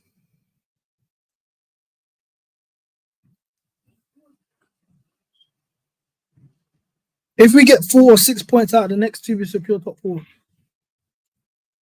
I don't think 4 is enough. We need 6. And it comes down to our last 4 games of the season. That run of games with Newcastle away, Liverpool, United, and then Forest away, that's when top 4 gets decided. Levy, bigger problem, but manager still got to do his problem in it. Midfield's exposed week after week, and nothing's been done to fix it. But what would you want him to do though? Because look at the midfielders he got available. You knew he needed a serious 6, and you gave him Archie Greyblood. Like, unless you want him to like, obviously, yeah, he may be stubborn with his philosophy. That I agree with, because I have the same complaints with our manager. So I do understand that. But the personnel was bad, man. It's bad. As long as Pop Cole does his celebration and gets an Insta post, he don't care. Caicedo, Cuckoo Jackson, Cuckoo Caicedo Jackson. No. We're rewriting history. Palmer was definitely up there, man. Palmer's just learning how to play with a team this season. Last season, Poch made him the star. This season, Morrison wants to play as the team. Yeah. But he was creative. People acting like he was just doing straight goal, like eye for goal, and he was just doing his own thing. He was mad creative, though. PR Palmer with the social posts. Yeah, Caicedo's our best player, bro. Caicedo's our best player. He's the manager. He should adapt to his personnel. I agree. Same thing I said to Maresca, so I agree. Especially when you see Nuno Espirito doing what he's doing with Forest. It's like, come on, man. Like, do you get what I mean? Like, obviously, Ant started well. I think it's disappointing you didn't get top 4. How well you started. I know you had injuries, but you should have got top 4. You didn't. He's been giving it large about trophies. Didn't touch a Carabao Cup final. Are you guys still in the FA Cup? The moment we got knocked out, I'm done now. I don't care anymore. Are you guys still in the World Cup? I mean, that's a World Cup, FA Cup. If so, then maybe. But if you don't win the Europa League, bro, he's got to go. Especially if he gets knocked out to AZ. That's mad. Palmer, bad form right now. Let's not forget. Without Palmer, we'd be in the championship. I don't think we'd be in the championship. That's a drag. But yeah, he did his thing last year. He's earned himself. The problem is Palmer has no credit in the bank. And this is what I was saying last season when guys were saying Palmer's the best player. I got cooked last season because guys were saying Palmer's the best in the league. And I said, I need to see Palmer do it more. Because I've seen good players in shit teams before. Clint Dempsey at Fulham took Fulham to a Europa League final, blood. They beat Juventus in a European tie. Ross Barkley at Everton took Everton to a FA Cup final. So I've seen these things. Dead players in good players in dead teams. And even you as a good player in a dead team, I don't think he did enough. Like, cool, we finished 6th. Carabao Cup final, we got embarrassed. You ghosted us. FA Cup final, semi-final, City, nothing. Ultimately, I don't think you've done more than what Clint Dempsey did for Fulham. And I got caught. You hate the club. Oh, you're just trying to be edgy. How can you have a Palmer agenda? It's not an agenda. I'm just asking to see more. So then now, because he has no credit in the bank and he's not performing well, everyone's like, oh my gosh, we don't know what to do. Because now it can look like 2 things. Either A, that one season was a fluke season, which I'm not saying, but that one season was a fluke season. Or B, he's had one bad year and he'll be back. It's one or the other. And only next season will decide. He's getting the numbers, 21 league, GA, but what's GA, man? With 10 games to go. GA, what's GA? Especially when you're not contributing against the bigger teams, man.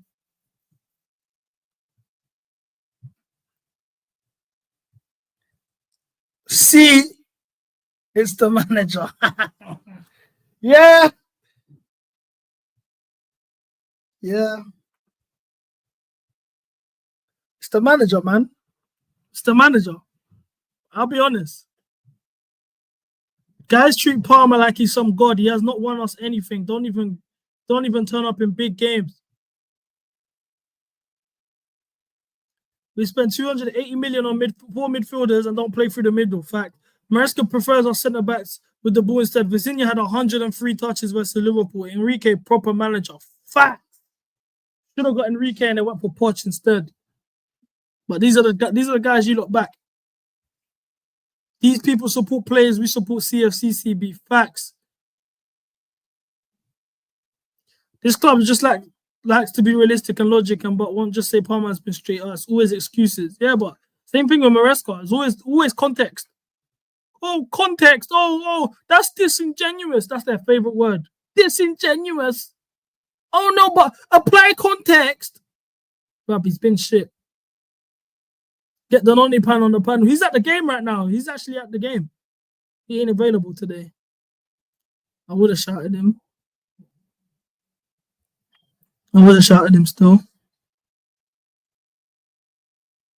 I know a couple of Muslims are doing Tarawih, but after that, from the second half, I would have some couple guys there still. Get Molester out. I asked you something. What do you think? Where? Can you repeat it, please? Oh, sorry. CB, you think Palmer has the agility to play as a natural 10? Poch did say Palmer reminds him of Di Maria. I understand why he said that. Palmer's a right winger. He likes to play second striker. Yeah, I said this on Never Foul today. I don't think Palmer's a 10, man. And that's not an insult. I think in international competitions, you could, maybe he could play as a 10 and he'd benefit well. But in the Premier League, unless you're playing for a mid-table club, you can't be a 10. You can't be a 10 and a top 6 team. The last 10 I've seen actually do well in the top 6 team was probably David Silva. And after it got to a certain point when they had to move him out wide. There's a reason why Kevin De Bruyne gets moved out wide as a right midfielder more than a 10. Because it's so easy to neutralize a 10. All you need to do is put 2 players on him, and we don't have the players with the ability to space out the team. When we had the likes of Felix, this is what I was saying. Play Felix in the middle, put Palm on the right with an overlap, and then play with whoever you want to play on the left, Neto, Noni, Sancho, whatever. So, do you know what I'm saying? It's mad. So, for me, if you don't play with 10s, Coutinho when he was a 10, they moved him out wide. Kevin De Bruyne was a 10, they moved out wide. David Silva was a 10, they moved out wide. Juan Mata was a 10, he got moved out wide. We don't do 10s, fam. It's the Premier League. And then if you want to play him on the right, which I think he should play, he needs an overlap. The system doesn't do that for him. So that's why I say once again, this manager plays against us. Because you can't play him at his best. It's mad. Poch created Palmer, Maresca destroyed him.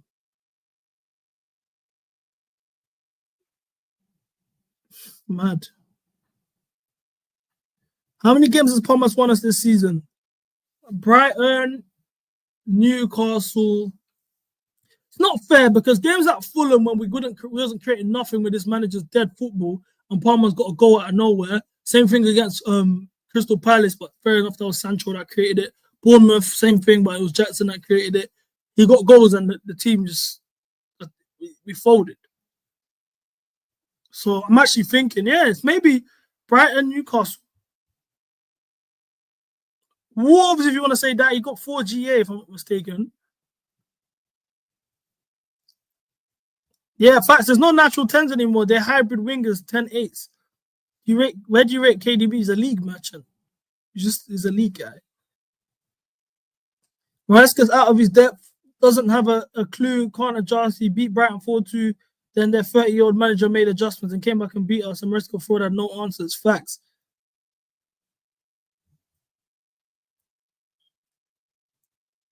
That's Maresca's system. Gets his wingers isolated one-on-one. But that's the thing. It's not one-on-one. You see Noni or Sancho out wide. It's 3 versus 1, and there's no overlap that can draw the defenders away from them. Dele Alli had the same, if not more hype, more talent than hype, and then poof. Dark.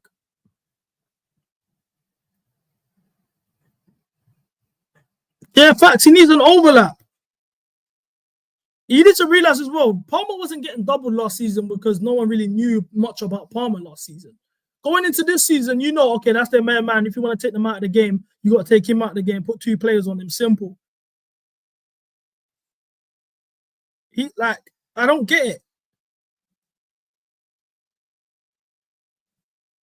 I think he needs to play in the right wing position.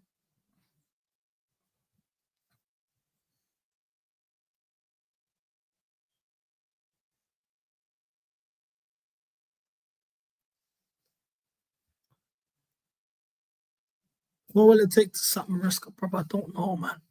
I'm at the point where I think even if you don't qualify for Champions League, this fan base will still rally around him. We're dead as a club. Our standards are the sewers, bro.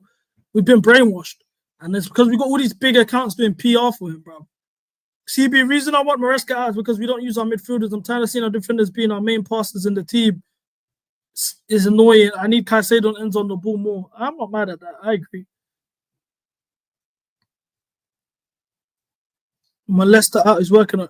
CB's afraid to have me. I'm a Clear Lake plus manager plus Enzo Stan.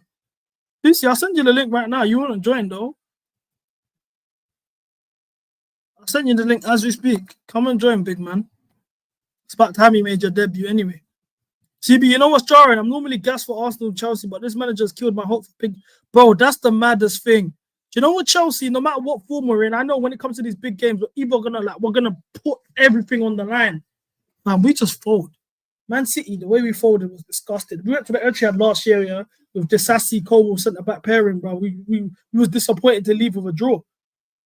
He's the same guy that's now running around saying, oh, we're not ready to, they're the champions, we're not ready to beat these teams. Publicly, he's saying that as well. Madness. And then the fan base will defend it. Couldn't even beat West, you couldn't even beat United. With no manager, they had Ruud van Nistelrooy. It's mad.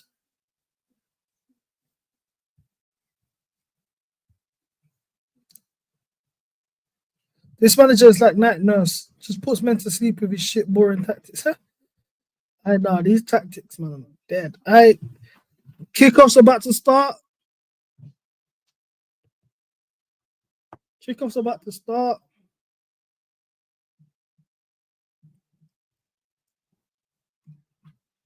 Chelsea.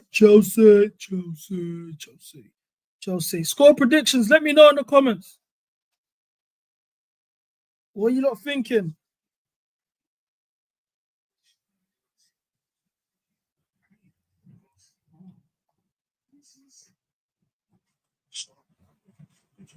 You guys are all asking for Desiree Doué and Barcola and that to come join our club. Why would they come join our club when we got a racist captain who sings songs about them? What would make them want to come? I'm confused.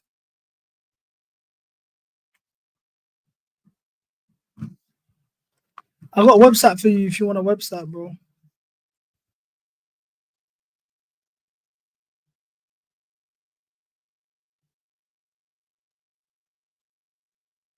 Like, why would Bradley Barcola or Desiree Doué want to join this club when our captain thinks chants about them and then we make them captain?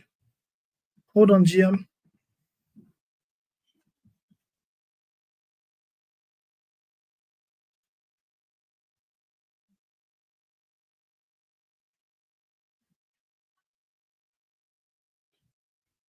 Times like this, you just remember how effective Jackson was. This is what I'm saying about Jackson, yeah? Jackson, fair enough, he was missing chances, agreed. But what he brings to on the pitch is just in terms of generating football. Love GM for that as well. For generation football, it's different. Terry was racist too, yeah, but the thing is, Terry's one wasn't. Yeah, he was on Anton Ferdinand, who is an Englishman. Enzo's made a chant about French people, like, you know what I'm trying to say? Like, so why would French talents want to join the club? And then it's not even like it wasn't like he done that. He's made a chant about French people, and your own French teammates had smoke with you, Fofana, Lavia, Gusto. So then why would the French talents, who are friends with these man, who are in the same boat as them, who would also be offended by that, want to join the club with you as captain?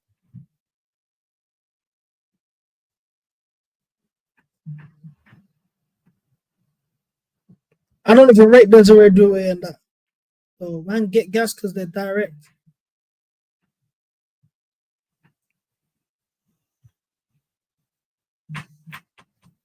But I remember when it was a free-flowing team. Michael, let's see who's inverting.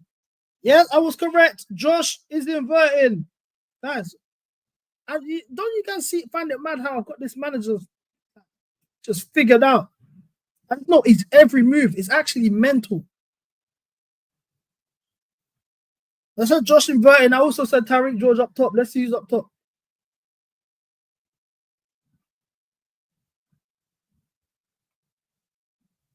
Ooh, they're on him. They're trying to press Josh for Neto up front. Tyreek on the right. First, whoever said, I think GM said Neto up top.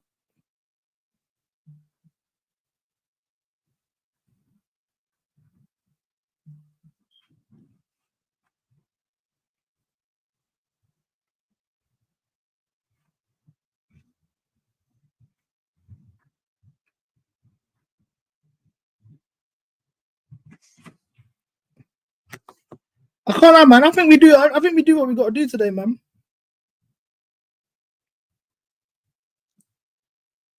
Dewsbury on the 10 is insanity to me, man.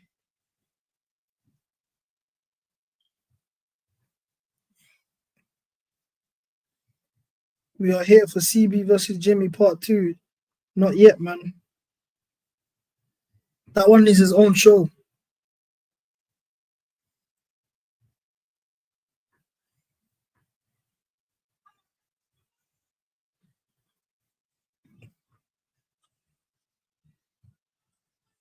Look at Dewsbury who loses the ball straight. This guy's meaty, man.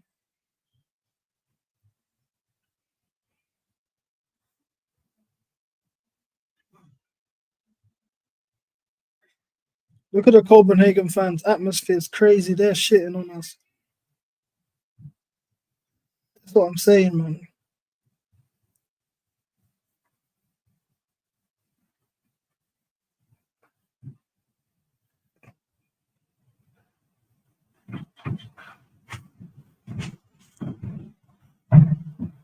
Her sugar cooked Cam at the bridge. No way. I hope Antu gets a debut. Yeah, same. I want to see Antu get minutes. That'll be dope. That'll be dope still. But just show line breaker, dispossessed, in transition. Let's go. Oof. That was a good ball in though. That was a good ball on that. I don't get that. Like, do you know the fact that Badger Shoe still has stands? Don't sit right with me. Like, I think he's sus, man.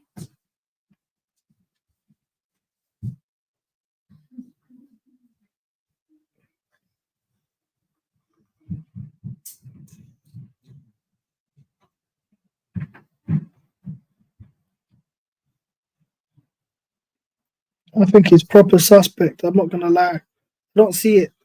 He's a dodgy defender and injury prone. The thing with Badger Shoe is because he's got size. Like, he's a physical presence. So you look at him, you think, yeah, this guy's quality. And because he passes, but for somebody his size, he's confident on the ball. But he's a bozo. I'm sorry, man. I don't see it.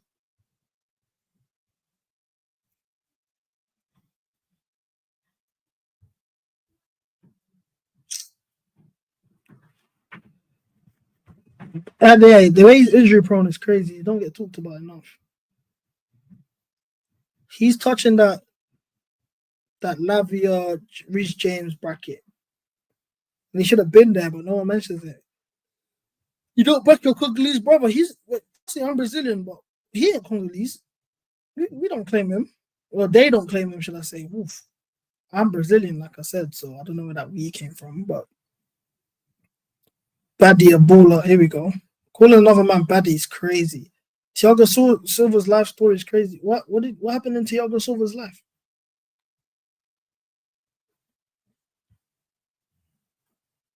Badger show for his first injury was quite good. I think all of them January signings just sold us a dream. We thought Felix was cold. We thought Datro Fofana was cold, but we were just mad shitless. So anytime we saw a new player, I was like, oh my gosh. We thought Datro Fofana was cold. Felix we thought was cold. Bajashul, Enzo, Mudryk, they were all dead signings, bro. That was a dead window. We was gassed over that window. That window was probably one of our worst windows. Set us back so many years, bro. It's crazy. Don't you remember he retired when he was very young? What? Before he was at AC Milan. I remember the first time I heard of Thiago Silva was at AC Milan. So before Milan or what?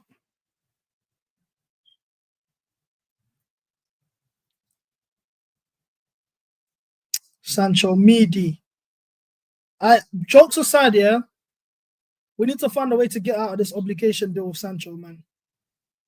Even if we have to sign him for 25 million and sell him to Dortmund or something, bro, jokes aside, he needs to go.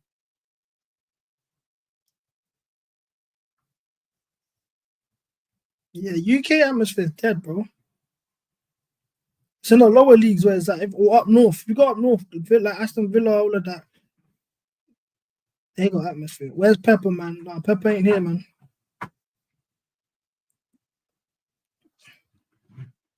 What do you lot think of Pepper? Should I bring Pepper back more regularly? You fucking with her, yeah?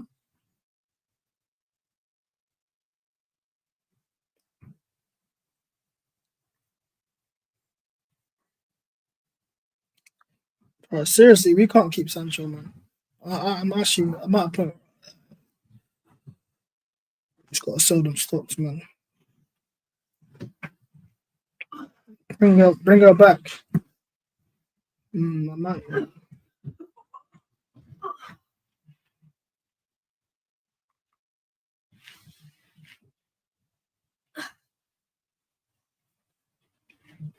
Didn't Fiorentina come back from 2 goals down, Bobby?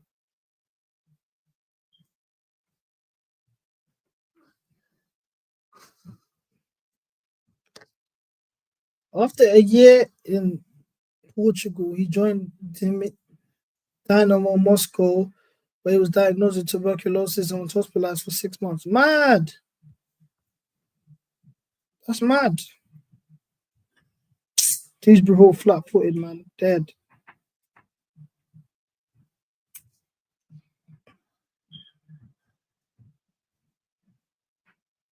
Do you guys hear what Fabio Capello had to say about Pep Guardiola's football and how it's like ruined Italian football and just football in general?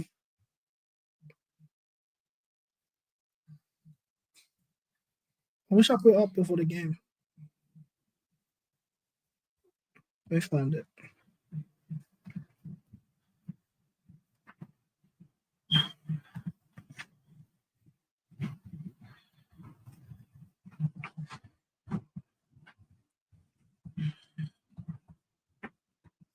Fabio Capello said,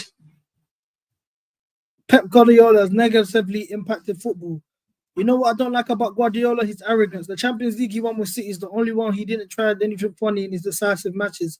But all the other years in Manchester and Munich on key days, he always wanted to be the protagonist. He would change things and invent them so he could say, it's not the players who win, it's me. And that arrogance cost him several Champions Leagues. I respect him, but for me, it's clear. Besides, even if it's no longer Man United are losing, it's no longer his fault. He has done a lot of harm to football because everyone spent 10 years trying to copy him. It ruined Italian football, which has lost its nature. I said, stop, you don't have Guardiola's players. There was also the absurd idea that was all there was to do to play well. A disaster and also a boredom that made many people flee from football. They only have to watch the highlights. Why are you going to watch 90 minutes of passes and horizontal passes without fighting, without running? Facts! Fortunately, football's changing. First of all, Spain changed it by winning the European Championship with 2 wingers and playing fast. Probably the realest thing I've ever seen. And this is happening to our football club now. And if you don't agree with them, they'll say, oh, you don't understand modern football and how modern football should be played. I understand it very well. I've seen football. You tell me one modern manager that's won a major trophy. All of them don't win. That's the maddest thing. Whether it's Arteta, Maresca, Vincent Kompany, dead pass Enzo. Jesus Christ, bro. Like, it's mad. We've been killed by JDPs and tacticals, bro. Pep's killed the sport. The 9 position is the worst it's been in 20 years. You look at the centre-backs, and there's no serious centre-backs anymore. All you consider is ball playing. Like, the wingers, like, bro, what's the left winger market nowadays?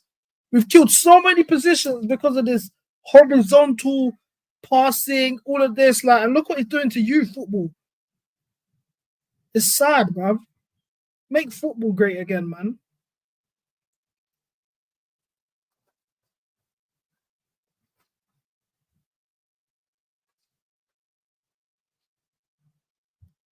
Come on, pick up Capello, man. That's real. That was roast.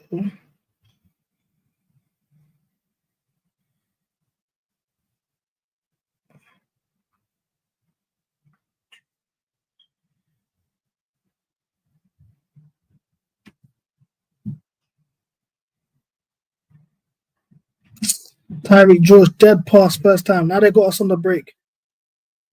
Caicedo, man. What would you do without Caicedo? A lot of men say we would have got relegated if we went for Palmer. It's without Caicedo, we would be done.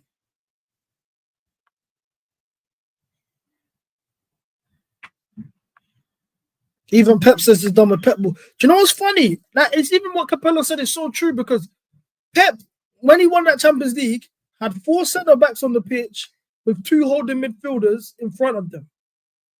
And one of the holding midfielders was John Stones. That's not Pep ball. He was literally kicking it long to the big man in Haaland, sorry. Like, he wasn't playing this philosophy. Even when he won the league last season, same thing. 4 centre-backs on the pitch, John Stones in front of them with next to Rodri. And then kick it long to the big man in Haaland. So where's this notion of this idea of JDP? He hasn't played that since the Centurions.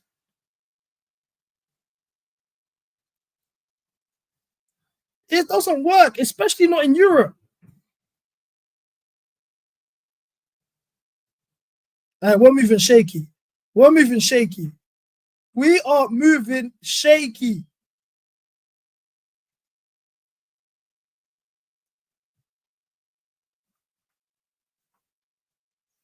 Yo. I can't afford an embarrassment today. I'm not going to lie to you. There's things I can't afford in this world, and that's one of them. I had a scarf up, bro. I'm ready for war.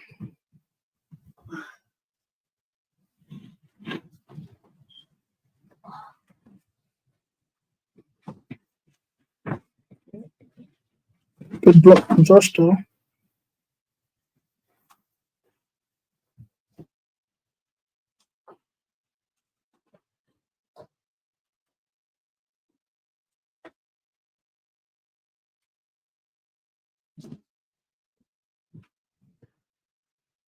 Hey, bro, the fact that I said it earlier, bro, we was watching serious blockbuster Champions League ties, fam. From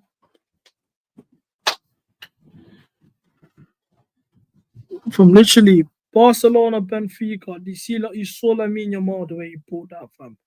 To Liverpool, PSG, we saw Dembele, Desiree Doué, Vitinha, Real Madrid yesterday, Atletico, that run that Mbappe made for that penalty, like we saw it all. Then today we're watching Copenhagen versus Chelsea. Sad. What misprofiling? Is that who I think that is? Yo, Rambo. Yo. Yo, no way. What's happening, bro? Hey, you gave me the link, man. I'll show up for a little bit. What's going on? I'm good, man. How you doing, bro? Doing all right. I got this matchup. I'm starting pretty shaky, man. United 1-1. United just equalized, chat. 1-1. Bro, yeah, bro, this football, bro, I was saying it just now. Like, we went from Lamine Yamal, Barca versus Benfica, to Vitinha, Dembele, Desiree Doué, and that Liverpool. Mbappe yesterday to this. Hey, listen, man. This is where we're at. People are pretty good. I was worried because, I mean, Copenhagen definitely came out a little bit swinging. Copenhagen were in the Champions League more recently than we were. That's what I keep telling people. So they coming out winning second balls. The only one I've seen win a second ball is Anshin Pong. They're coming out a bit swinging. These guys are leggy. I don't know what's gonna happen, man. If we go a goal down, these guys might capitulate. Are you confident with this time? What's your prediction? I'm gonna say we pull through with either a draw or a 1-goal win. I don't think we batter them. I don't think we go through in a convincing way. they're look like they're winning every second ball. It's It I don't looks think like it's they're going to be comfortable. definitely a more physical team as well. Exactly. I know, man. You know, I can't even imagine not going through tonight. I'm gonna be honest with you. Hey, listen, man. If we don't go through tonight, it'll probably be the worst reaction. It will probably be the worst fan reactions to a loss in years, my guy. It's going to be bad. I don't even want to think about it. I don't either. I'm not gonna lie. But it's mad. Are you confident for the Arsenal game? Just out of curiosity. Bro, I did a little bit of confident game, but I think we can nick a draw. I don't think we will win. I think we can dominate the game. I think that's a situation that's a little bit realistic. We can be on the ball more than Arsenal. We can But outdo them. I don't think that's the way to beat Arsenal, though. I think for us to beat Arsenal, we need to sit back and try to hit them in transition. They can't break down low blocks. We've seen it many weeks in a row now, and I think as a transitional side, that's our bread and butter.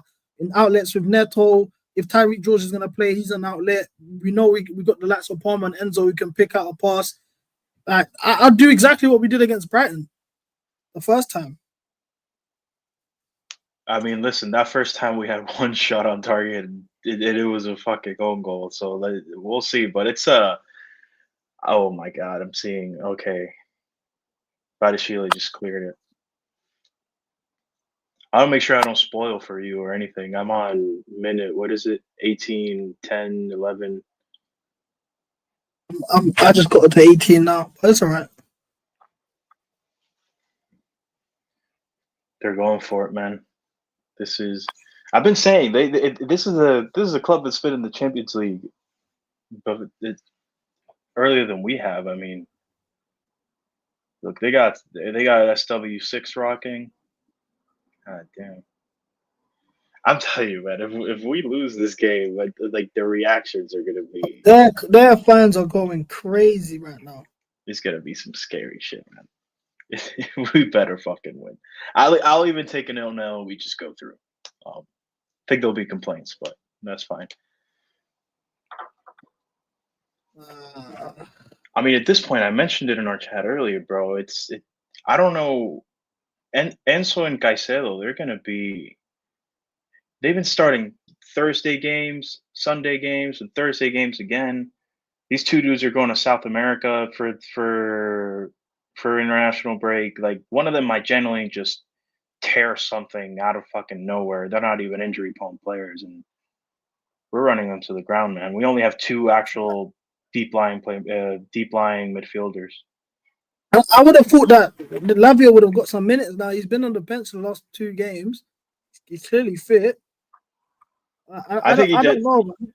He definitely has to come on at some point today, because even for game management, we're up 1 goal. It stays as a draw. I think he kind of has to come on, because he's one of those, he can calm down the match.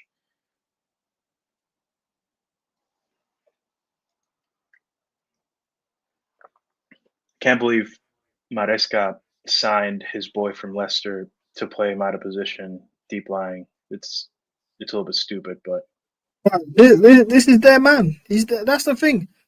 You remember yesterday he was talking to MIA and he was talking about, we have no say.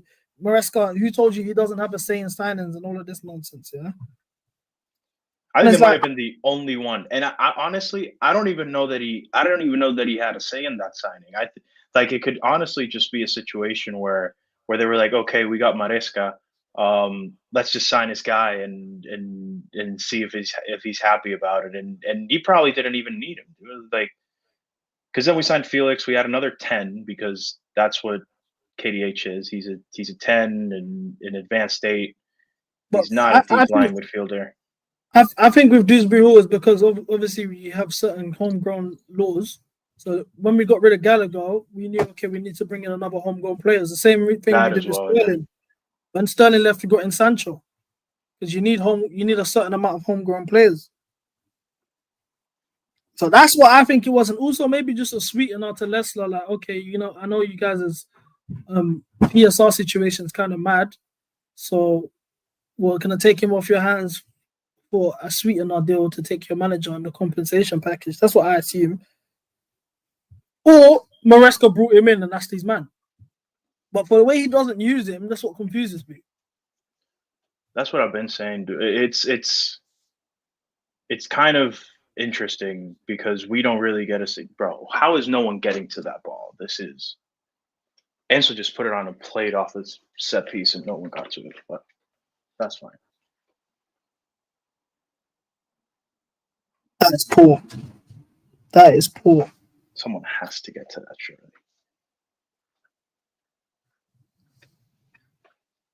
Look at Enzo, man. This guy is just all sweating already. He's been worked out overtime, man. The chat members are saying I thought Rambo was black. I'm one of the. I'm in the 1%. The 1% of white Dominicans, bro. Dominicano. Sí, papá. This is what I was saying. I was like saying earlier, yeah. Just off the fact that we lost 5-0 the way we lost at the Emirates last season, from a like forget the manager for a second, from a player pride standpoint. If these guys have any caons, they should be handling business, man. There's no sugarcoating it. Honestly, the game on Sunday, I think the season. I wouldn't say the season comes down to the match on Sunday, but we have a specialty to capitulate right after an international break. If we lose at the Emirates convincingly and Arsenal beat us by whether it's 2 goals, probably possible that they beat us by 3. I mean, I wouldn't put it out of possibility, but because you know what's going to happen when we play. Who do we play after the international break? I think we play Spurs. Oh my. I would have said. What happens? I would have said, "Oh, I don't mind Spurs at home because we don't lose to Spurs at home, but we never lost to Fulham at home." I was gonna say that. Yeah, exactly. This might be a season where we see, and I've seen better Chelsea teams lose to break win streaks against Spurs. Remember, was it 17-18? We lost to Spurs at home.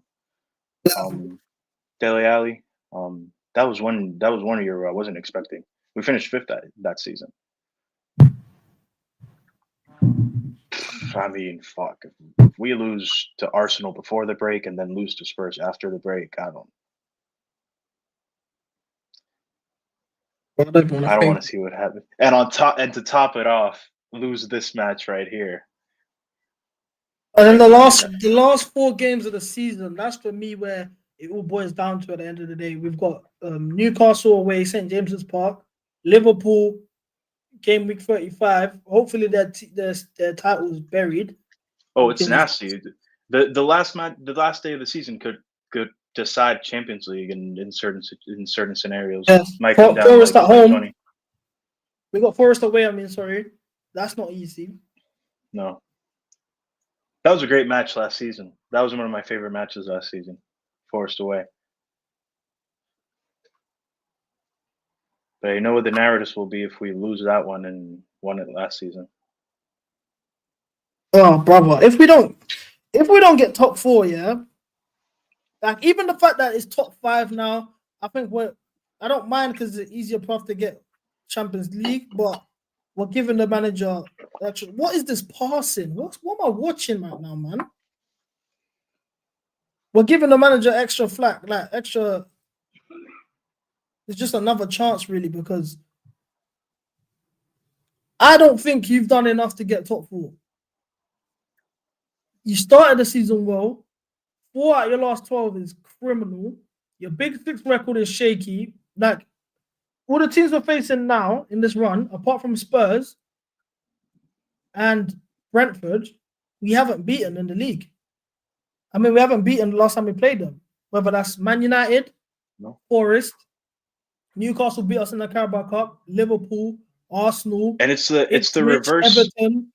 It's the reverse of last season, right? So last season, I think we were impressive in a good amount of top 6 games, and then Big 6 games.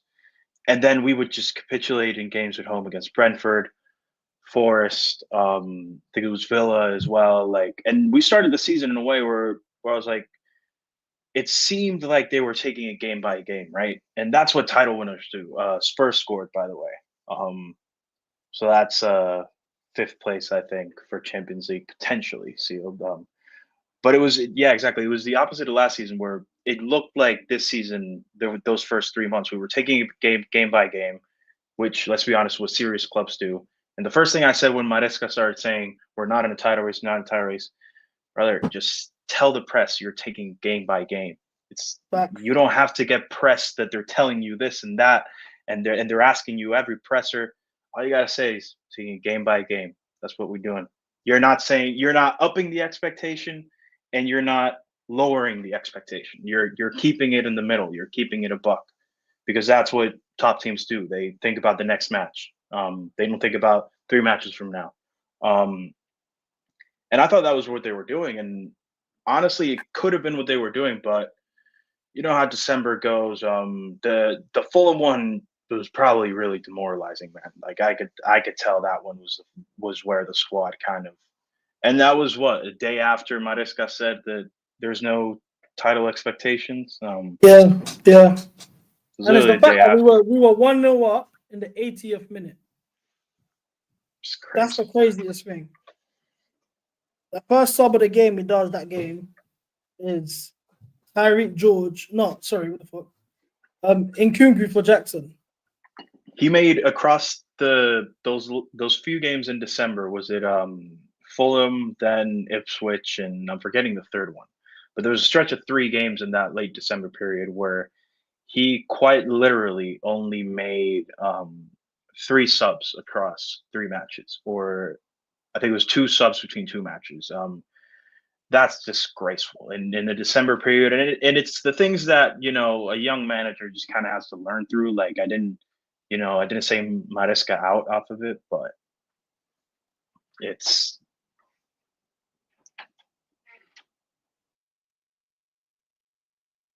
For me, like, there's all this talk about the football not being good enough.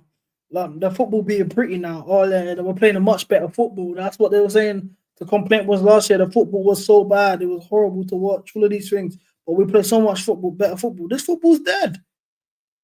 The football is dead. It's boring. It looks like lifeless. We can barely string passes together.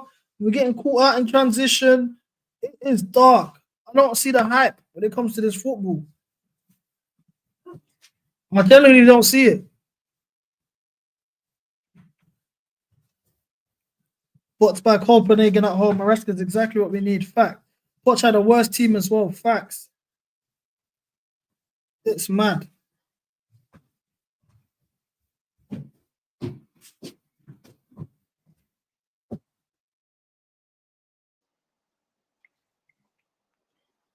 It's mad still. I'm back. Back with us, yeah. Mm-hmm.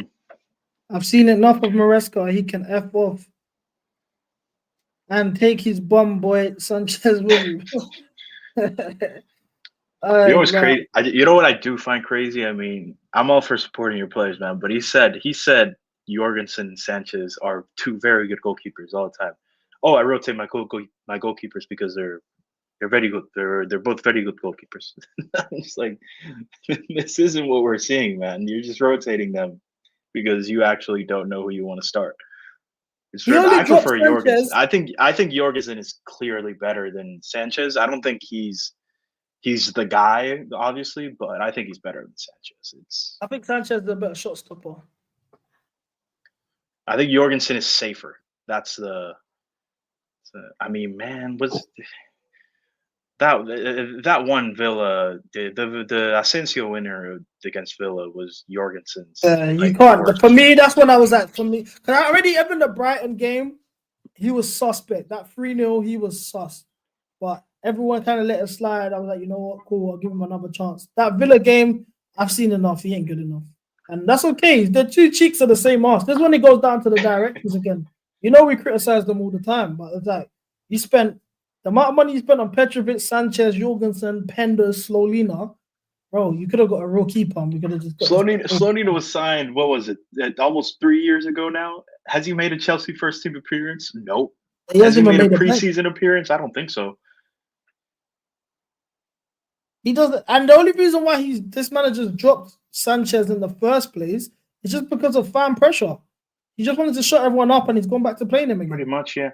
And the whole thing with that goalkeeper rotation that I don't like is, I think there's, in the last 10 years, the periods where we're good, we're not rotating our back line. It's so important to keep your back line like the same consistently.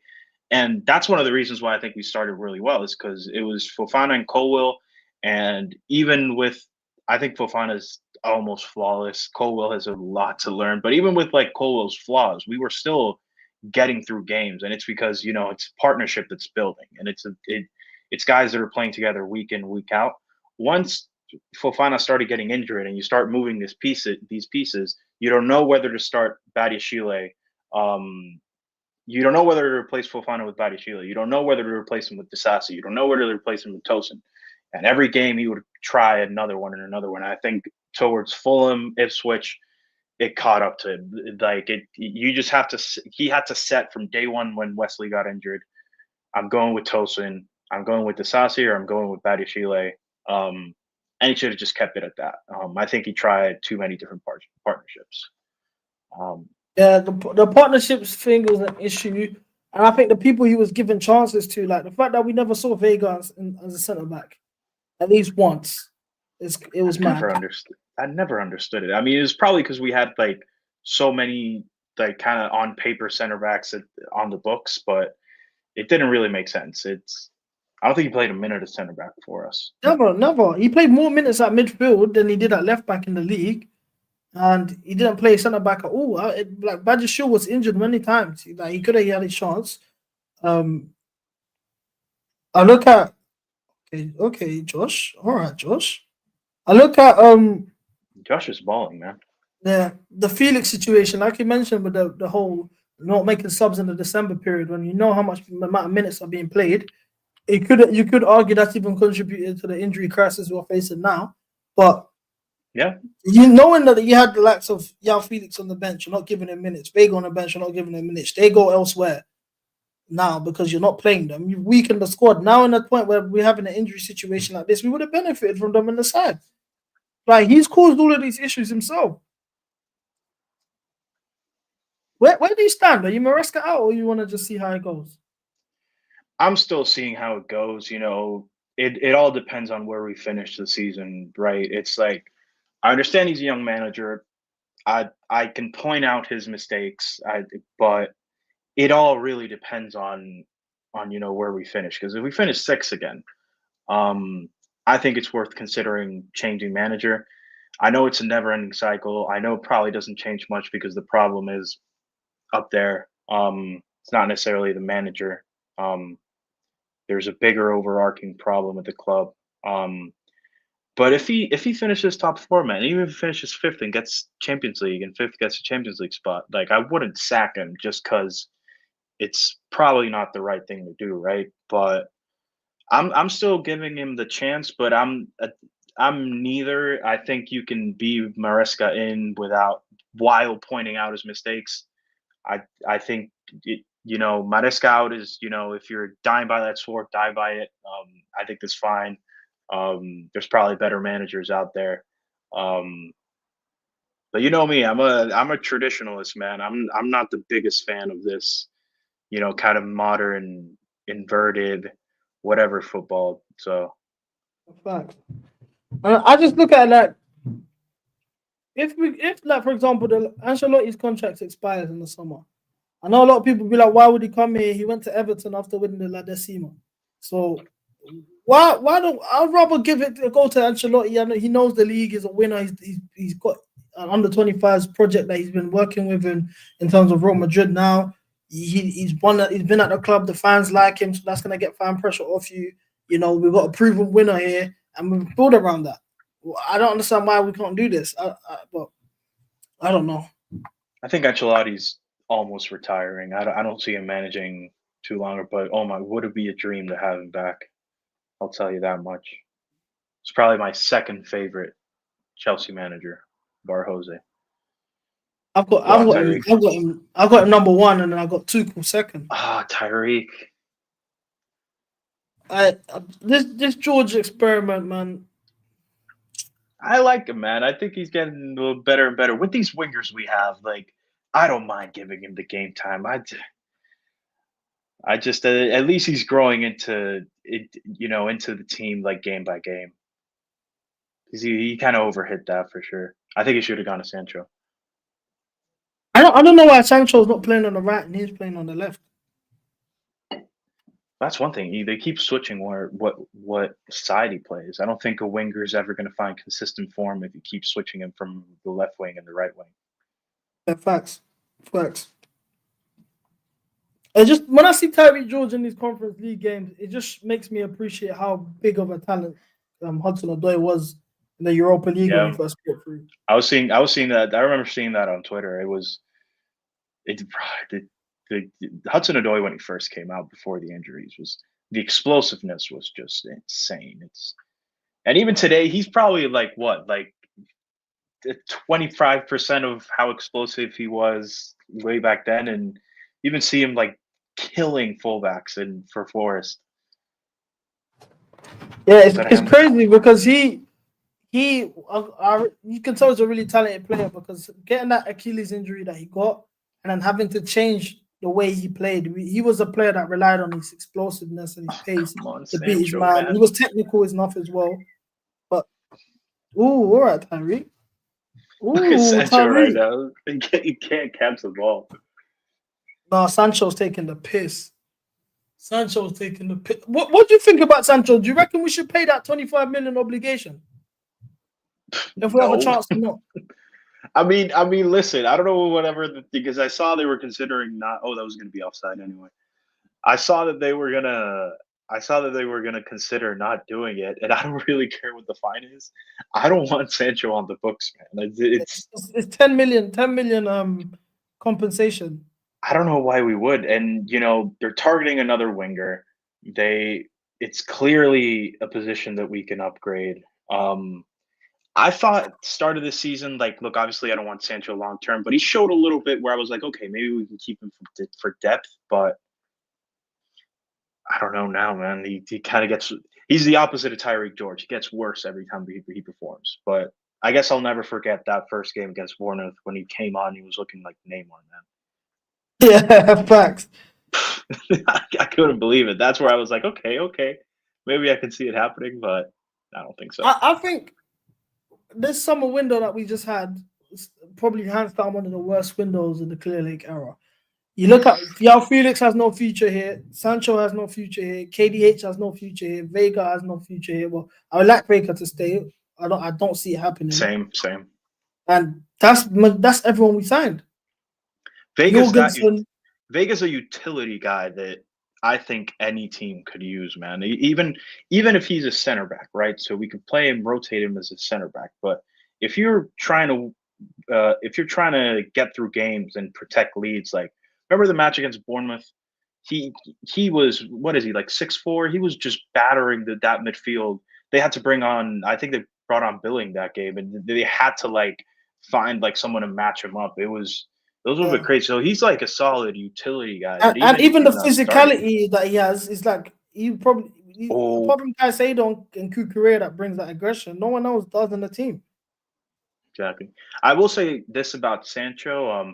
Now that I kind of saw him play in KDH there, he's usually, sometimes he'll be too safe, but he's usually making the correct decision in terms of when to pass it, when to take a dribble. He doesn't usually, he's not trying crazy stuff like Madueke and the other guys, right? So he, especially at the start, he's kind of been off it from that, but he's usually, when Sancho's at his best, he's always making the correct decision, which I do like. H said, Rambo is such a hunk, bruv. Who is that guy? My guy H. We've had no shots, by the way. I think there's been shots, period, and this half has been terrible. We've just been talking about overarching Chelsea situation because there's nothing been happening. I mean, hey, if this gets us through, this gets us through. I won't complain. Oh, they're playing El Yunusi today. I didn't even notice.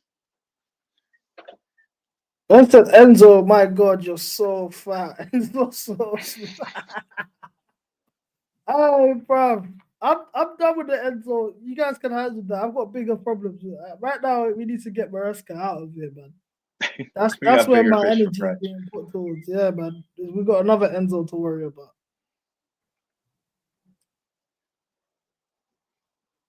I mean, the real fish to fry are these openers up there, but I don't even have. They just have to understand that sometimes you just got to address the immediate squad concerns. Like, I can't believe they still haven't kind of got, and they're not going to do it during the summer. Like, I don't think. That's what I've been saying with the protest and everything. It was a little bit of a situation where, Clear Lake out, Bowley out is not realistic. They can't sell the club for at least 10 years. So it's not going to happen. It's the message should be change the model and start addressing squad needs, because we had to address squad needs last summer and we didn't address absolutely any of them. Which in tandem, why would we be better this season if we don't address squad needs? Oh, is that a pen? He just fell. This guy Neto, bro. That's another guy that I'm not convinced at all. You'll see it right about Why it. not shoot there? Why not shoot there? How many touches? Oh wait. Oh no, I think they VAR'd it. No pen. Yeah, he just fell over, man. He reminds me of Timo Werner. Yeah, same. That's what I said. And I actually think Werner was exact same player, man. He just runs with his head. He just runs looking down. Head down. Head down runner, man. I hate those types of forwards. Like when they shoot, they don't really hit the ball cleanly. Like they're literally the same player. I think he's got more of a shot than Werner, but I guess the 14. What is it, like 14 goals in his Prem career in like 120 games? I guess that tells the story. I might just be wrong. 14 goals. Cho's got 13 goals in 2 seasons with Forest. Neto has 14 in his whole career. Oh, I miss Cho, man.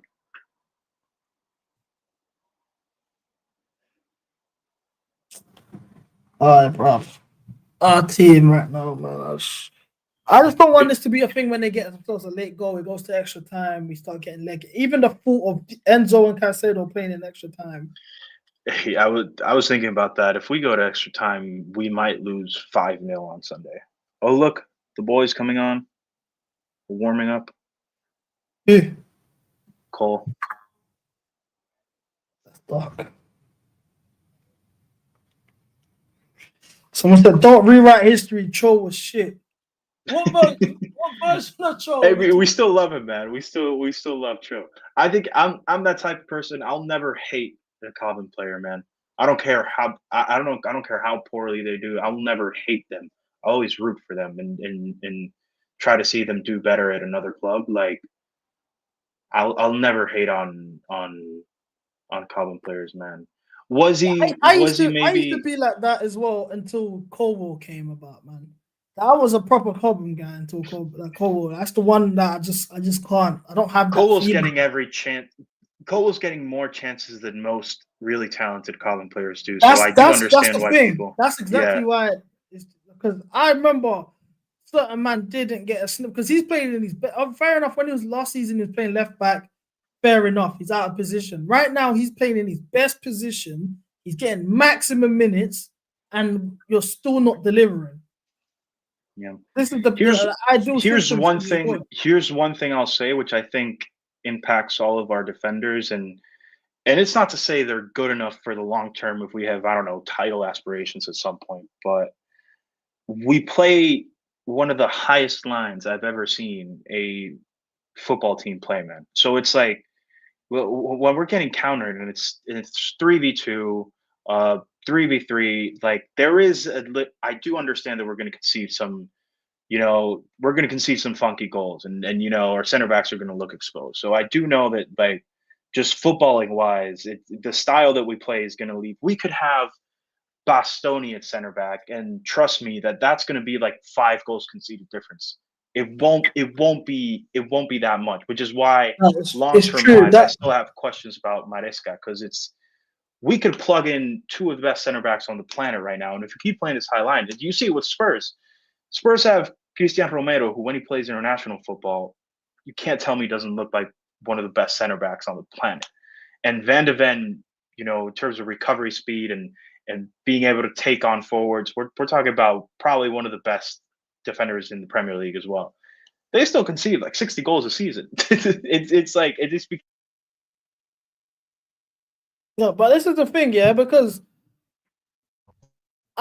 you look at our team, like I saw it in the Manchester City game. That's the game where, for me, I was like, I'm gonna risk it out, because we'd run the high line. Is this Rambo Ramirez? You're famous, bro. Right, we run the high line. Oh, you're muted, I think. Can you hear me? Speak. Oh yeah, man. I got the Gen 1 AirPods, so they lose battery after like half an hour. I don't know what, but yeah. So we had a high line of Colwell and Chalobah, yeah, 2 players who are not quick.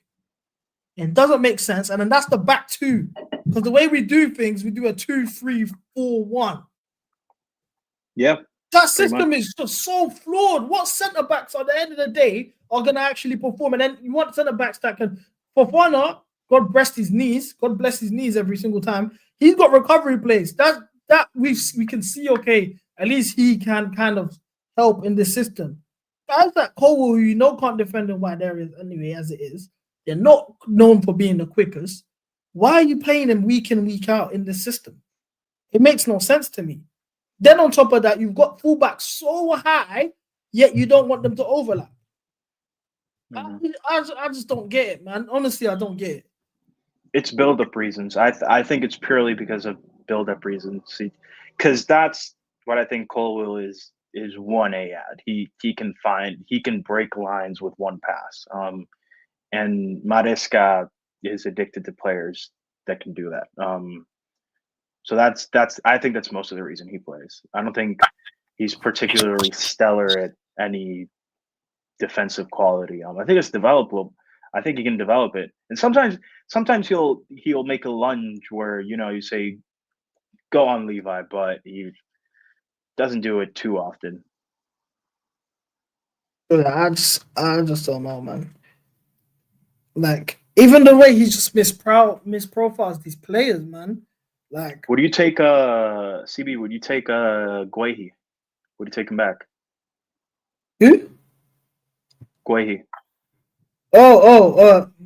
Yeah, but I don't think it's enough for what we need. But yeah, I would. It's an upgrade, isn't it, on what we have? I'd agree. It's like an upgrade. Is it like, I guess, the final piece of the puzzle in the back line? No, but it is an upgrade. I do think it wouldn't be a bad idea. They were asking like stupid money for him last summer though from Newcastle. What was it, like 70 mil? Yeah, but we have a 15% sell-on clause. We received that. That's why they were asking for that much. So we'd get a discount if we were trying to buy him. I can't wait. If they sell him somewhere else, I can't wait for that 15% sell-on clause to get us another random Brazilians. From... maybe Gabriel Meck. I still don't know who that is, and we've been linked for what, like half a year. Bro, man, I don't know, man. I don't get it. I actually don't get it anymore. The fact that we've gone 45 minutes, chat, no shots, not even no shots on target, guys. No shots at home to Copenhagen.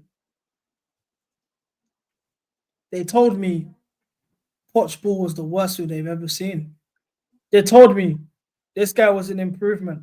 They told me we need a JDP coach that doesn't run. I'm confused. What am I witnessing, guys? If everything you told me was true, what am I witnessing? We might be Jackson FC. Rambo, you're gonna love that. Oh, you know I'm Jackson FC. Yeah. I'm the captain of Jackson FC. You know, you just talked about a whole half where you didn't take one shot. Guess who's missing? I don't know. Who was missing? Who was missing when we played 180 minutes against Brighton and we had one shot on target? I don't know. Someone was missing, but he's the problem. Is what I've heard. I could talk about this for hours, man. That's just not the problem. You can clearly see it in the results. He hasn't played. But it's actually insanity. I'm checking the other results. Betis are winning 2-0, so they're probably going through. Fiorentina are winning 2-0. They're probably going through. Fiorentina got goals in that team. They were 2 goals down in the first leg and getting got back 3-2. Yeah. So they've got goals in them. That's the thing. I don't want to get into a tie when we have to now just start outscoring each other. I don't So have faith. I think we play the winner of Legia Warsaw and Mold, and it's tied 3-3 on aggregate right now. Oh, we don't play Betis. Not until I think Betis and Fiorentina are in the other side of the bracket. So I think we won't play both if we make the final. It'll be either or at the final. So we play.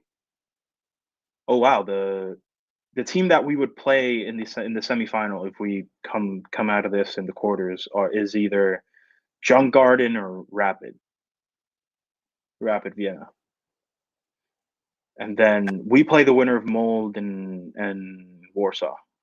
So really, this is the toughest competition we're gonna face. Yeah, until maybe the final, 100%. Our side of the bracket is genuinely, it's funny, man. The 2 best teams in this side of the bracket are playing each other right now, and it's us and Copenhagen. Oh, there's no excuse then. Now, literally, we got the Mickey Mouse run. We're supposed to be winning this. Yo, Ajax got spanked. Yo, did you see? Is rolling in his grave. Goal. Ekatike's goal was crazy. I didn't see it. Götze scored twice. Yo, that's heritage. But said, "Give me Bayern." They didn't bring me Bayern. Give me Bayern. Bring me PSG. Bayern would spank us. You're going to the Club World Cup, right? Yeah. What's your confidence? We had a massive debate last Thursday, after the first leg. Well, we should try and go hard in it. Because I basically said, I think if we was to draw PSG, I think I wouldn't be worried about facing PSG. I wouldn't fully fit. I would take our chances against PSG. And I don't know, man. It caused a whole crazy debate. This was before the Anfield performance, of course, isn't it? But yeah, I think we should be good for the group stage. Then I wouldn't be surprised if we lose as soon as the group stage ends. And we got Benfica round of 16, and I think we face Bayern in the quarterfinals. Something in the quarters. Like okay. Yeah. I mean, Bayern, I think, beat us right now. If you had us play on Sunday, I think they beat us similarly to how they beat us in 2020. But I don't know, it's kind of similar. It's similar styles. And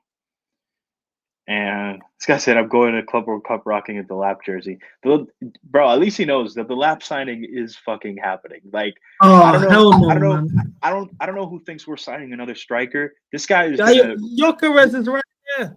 This guy is gonna go down to the championship. He's gonna be on a discount, right? He's an ex-City Academy, knows Maresca, knows Joe Shields. They're gonna sign this guy before July 1st. I'm willing to put money on it. I just know this club, and I think we can know their strategy by now. They're gonna sign this guy so early in the window, and it's gonna be their striker signing. And hate it or love it, I think that's what's gonna happen. I think this board is a little bit predictable at times, and I think that's one where I can 100% see it happen. I wouldn't hate it. I think I'm more of the vein. I like Jackson, and I think what we need more than a superstar striker is just another option, another striker profile. with a different skill set, who can possibly, take the starting spot from Jackson. But it doesn't have to be a 275K a week Victor Osimhen. But wouldn't you want a Gyökeres? For me, with the lap is he won't actually. He's not an actual. If I'm going to bring in a striker, I want somebody who's better than Jackson. Yeah, and that don't mean and it also can play alongside each other. I think a pairing of Gyökeres and Jackson would work. I think Gyökeres is a better finisher than Jackson. He can also dribble and create all this chaos that Jackson could do. Why would that not be the clear option? What are we doing here with the lap stuff? I guess my question with Gyökeres is, and I'm not going to go like on the usual. Oh, he plays in Palmer and Kukurea on. Really, this early? Fairs.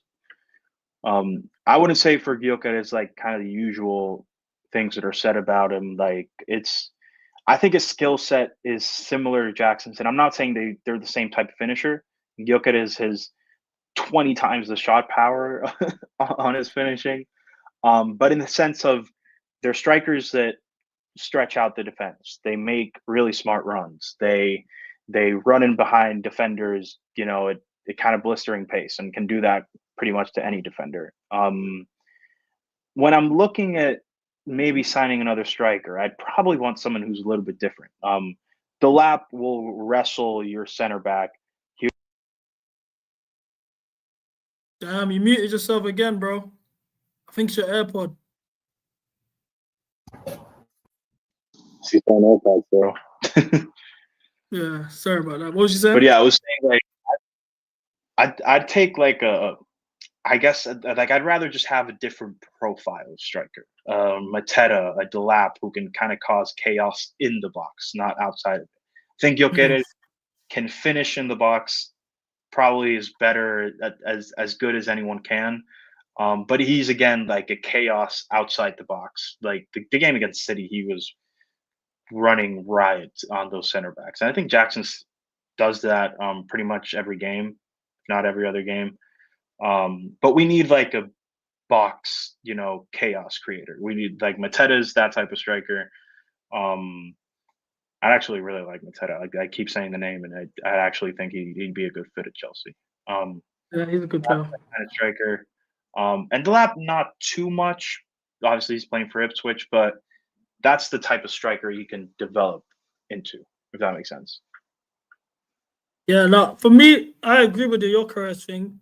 I think Gyökeres is like, he's a similar profile to an Aguero. I don't think he's as good as him, but just the scrappy small striker who can dribble, carry the ball, shoot from nearly anywhere, all types of finishes in the box, but they're not aerial threats, stuff like that. Back to goal game isn't the best.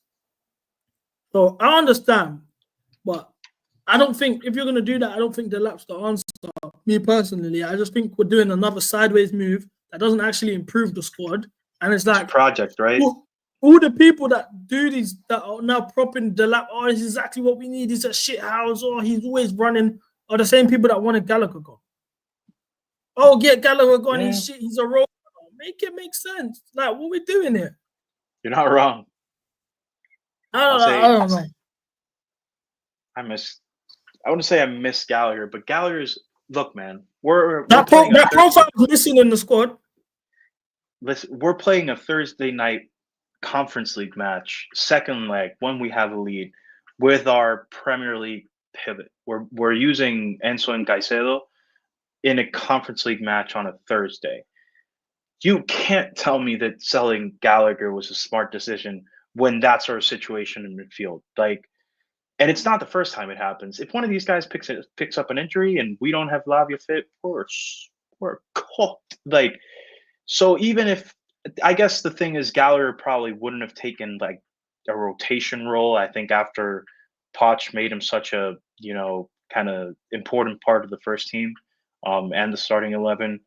But I think he would have. I think he probably would have.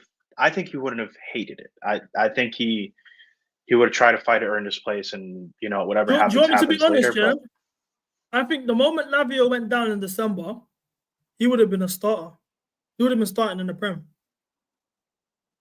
Probably, especially after one or two of the games that we dropped points in. I mean, because I think that's what Gallagher offers you motor, man. And no matter how positional play type of football you play, I think he's still that type of striker, that type of midfielder. And everyone kind of needs a motor, regardless of the style of play. And I think he's just that type of player.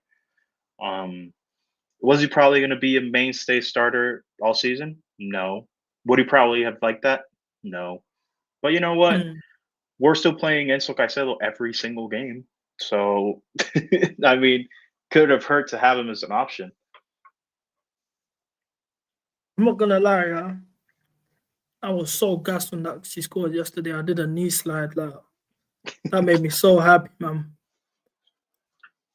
Because How long did it take you to draft a tweet of how many knockout goals does Enzo have? I said it in the group chat. Every tweet that I say that I get rattled about, people will just be like, I dare you to tweet it. You're not bad enough. I'm like, cool. Then I'll be getting cooked. You're going to tweet it. I don't why would people question that? I don't know, man. But no, that was funny, man. Do you know what it is? Because I remember when Gallagher started, our fan base is so weird. They like to use Gallagher, bad games or little clips when he's done bad to just point to it. At the end of the day, he's Cobham. He's part of our academy. He's a graduate. He's come in. I don't think he's been terrible for us. Like he's a Rob Sanchez, for example. He hasn't been that bad for us. Why are you going out of your way to just hate on the guy? So when he scored, I was like, no, fuck you guys. All this time you lot have spent trying to convince us that he's not of this level, he don't belong here at a high level of football. He has. And they deserve his praise. Like, rightfully so. I don't, because they don't do this for everyone. I don't see them hate watching Loftus Cheeks games or whoever. But for some reason, I don't know what Gallagher's done to some people. It's like the hatred is mad. They treat him like he's Mason Mount. I think part of the reason is he started 22-23 so fucking poorly that I think people were just out to get him from that moment. And it was, I think, him playing more got players like Jorginho out, who is another guy that I would have kept in a heart. I think it was one of the stupidest sales we've done under Clear Lake, and not for the reason that we could use him now. But when I tell you, like, Jorginho's doing a role for an Arsenal team that's second place and in the quarterfinals of the Champions League. He's playing off the bench. He's rotating in games where you need rotation. And the one thing that is consistent in everyone who speaks about Jorginho, who's played with him, who's coached him, this guy galvanizes the locker room. He galvanizes the squad. And in a situation that we're in now, where we're looking around and seeing where are the leaders, where's the experience, we're looking for players like Jorginho. And regardless what you thought about him in the years he played for Chelsea, which I don't think anything other than great player who's sometimes very slow at tracking back and running. I don't think there's anything else negative that you could say about the guy. But I think, I think I would have kept him. He would probably be playing this game right now because it's a Thursday, the Conference League. Dictates the tempo when you have a lead going into the second leg. Really can't get into a better situation for him. No, Jorginho so stupid. I say this all the time. You look at the Real Madrid under 25 project, at the end of the day, they're running the same thing we are. So are PSG. Rodrigo, Vinny Jr., Mbappe, they signed at 25. Camavinga, Tchouaméni, Bellingham, Valverde. It's an under 25s model. The difference is they kept their seasoned, experienced players and actually instilled the values that's required at the club, but didn't throw them in the deep end. Look at yesterday. Modric played for 60 minutes and then they subbed on Camavinga for the last 30. So okay, if things go left, Camavinga's not getting all of the smoke. There's a seasoned, experienced player next to a young Tchouaméni. You can show him the ropes and understand, okay, this is what's required. These are the levels, even in training, even in the dressing room, even certain things that, I don't think you should go clubbing this weekend. I don't think it's a good look if you go out this weekend. I don't think you should link Lowski and Vibes Cartel after going 2 in your last 10 games in the league and no GA for 5 games. Stuff like that. Yeah. There's no one in the dressing room to do that, and you can see it in these players. That's the problem. It's mismanagement from the club from top to bottom in terms of getting rid of certain players. But then cool. Now Jorginho's been gone. Gallagher's come in. I think Gallagher, in terms of last season, was probably the most improved player in the team. Obviously, we didn't have Palmer last year. What Palmer came was his first season breaking up. What we saw of Gallagher last year was unprecedented. None of us thought he was going to touch those levels. And cool, fair enough, he left. Him leaving, you would think, especially the fact that we got pure profit, you're going to reinvest on a better player. I was asking for Paulinho. I said if you get rid of him, get Paulinho from Fulham. He's the same on the profile, does it at a better level, can keep the ball, he's a ball winner. Why not? Onana, we went to Aston Villa. Same, that's what my second choice was. Same profile. He's got legs. He's a ball winner. They brought me a fake 10 in KDH.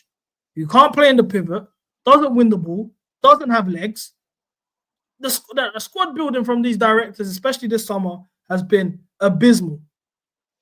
There's no real plan. Like when I talk about, the first thing they said is that, you know, the strategies that they have right now is going to be a 4-window plan, or I think it was a 4-window plan. We're what, like 2-3 windows past that? So why is it the same model? Why hasn't it transitioned to actually addressing the squad needs? That's kind of what I still don't understand. I think this summer you just have to. Is this not true? Sancho just had his first shot on target since December 26th. Yeah, that's true. And he hasn't completed a cross since December as well. Hey, I'm taking that fine, man. I'm taking that fine. I don't want this guy. We just got to cut our losses, man. Pretty much, yeah. But this is the thing, yeah, with what you said in terms of that summer window. We knew going into that window, we needed a goalkeeper, 2 centre-backs because of Thiago Silva and Chalobah leaving, legs in the midfield because even when we had Gallagher, we needed legs, but especially because he's leaving, we need to prioritise legs in the midfield, a striker, and maybe wingers that can score goals. We signed Tostin on a free. Didn't bring in another centre-back. We ended up having to bring Chalobah back in January from his dry loan. We brought in Vega, who was meant to be the Chilwell replacement, and left before Chilwell did. We brought in Yao Felix, who didn't address any of those problems. Sancho doesn't have goals in the mid. He's not a goal-scoring winger. Neto's not a goal-scoring winger. Didn't address any of those either. So when I look at this window that we had, what was the purpose of it? Jorgensen, cool, we got a goalkeeper. Is he a number one? No. Is he a clear-cut better player than Sanchez or Petrovic? No. So this window honestly set us back years. What do you think of I think when I was seeing, I think it was yesterday that the report came out that we were interested in potentially Semenyo. I like Semenyo, man. I think sometimes when you're in these situations where you have to push, there's players outside the traditional 6 in the Prem that, especially now in the Prem, because, you know, the amount of money that's moved in the clubs outside the Big 6 is crazy. We're talking about, West Ham spent like 175 million last summer. Bournemouth 100. They spent like 60 on Evan Nielsen. Like, these clubs have ridiculous amount of talent, and people will say, "Oh, it's a Bournemouth player." Bournemouth are like 4 points behind us. Yeah, facts. Far off. And Semenyo is probably their best player. I think. Would you take him up over? Oh no, okay, yeah, Semenyo. Yeah, sorry, my bad. Yeah, in terms of Semenyo's a baller, man. So if you had to choose out of the centre back, is it Hodgson? If I had to choose one, yeah, or Semenyo. Oh, if I had to choose one of those Bournemouth players, like either Semenyo or the center backs, I'd probably go Semenyo, man. I think you can find.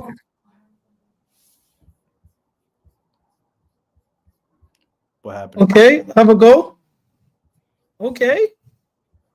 1-0, KDH. Up the Chelsea, we're through. Bro, I've been lagging for like a minute. I was trying to fix it. We're through. The worst thing is, I have Paramount Plus, and it's been lagging.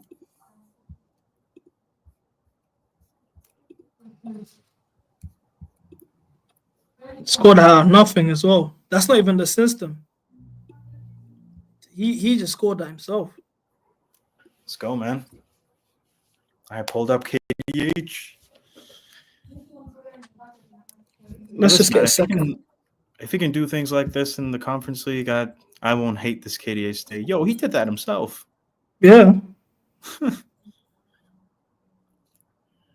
I think Neto did kind of a screen there. Yeah, set a screen for him. That touch was heavy as well. I know he didn't mean to.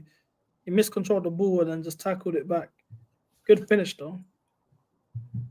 All right, KDH. Yeah, there's so many empty seats, man. It's crazy. Tickets were cheap as well, but it's just people don't want to see this stuff, man. I mean, usually the especially this season with the conference, usually those matches are really cheap. I had a friend who went to the Shamrock game and he got it for like 30, 40 quid. Yeah, I was at the Shamrock game. I got my ticket for £13. £17 actually. Yeah, like the stream, chat. You already know how it goes. I hate to ask, but like the stream, man.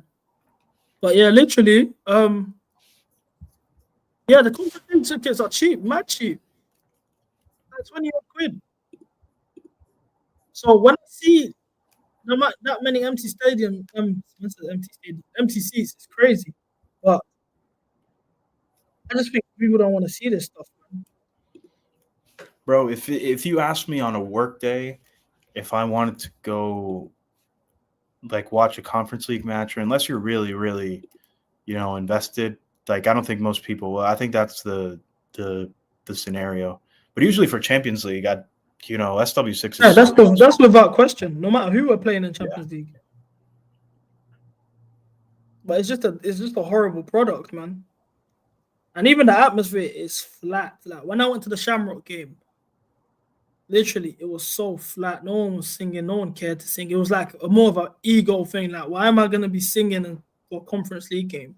Well, that's scored, right? I think Shamrock was going insane when they scored. Then we started hitting them with the who are yous? That was a good hat trick. He brought out that game. And he has a thing like, see the way Ronaldo is the soo. He's got his own goo in it when he scores on the ground. I love that, man.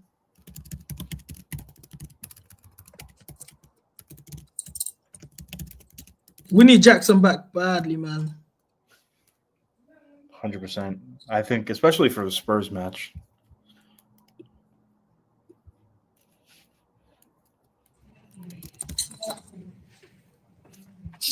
We didn't. No, I think he'll be back for the Spurs one. You think off the bench or just straight up from the get-go? I think he should be back. I expect him to be on the bench for Arsenal, For Arsenal? Is he back in training? I don't know, but I think before the international break, they said he would be back in training. Oh, they taken off El Yunusi. Got injured.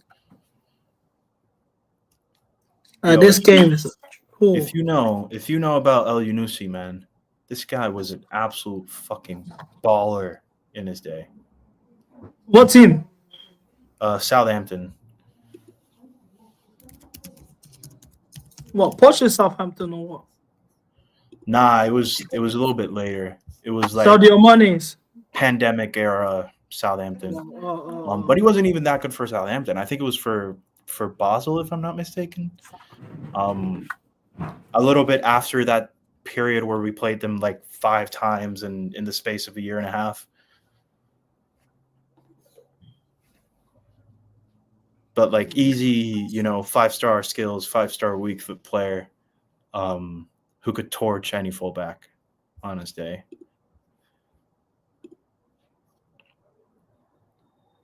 He probably goes crazy on 5-side. He got winning the Champions League this season. I'm leaning Barca, man. I've been I thought about it before, like after the league phase, and I just feel like doubling down after the round of 16.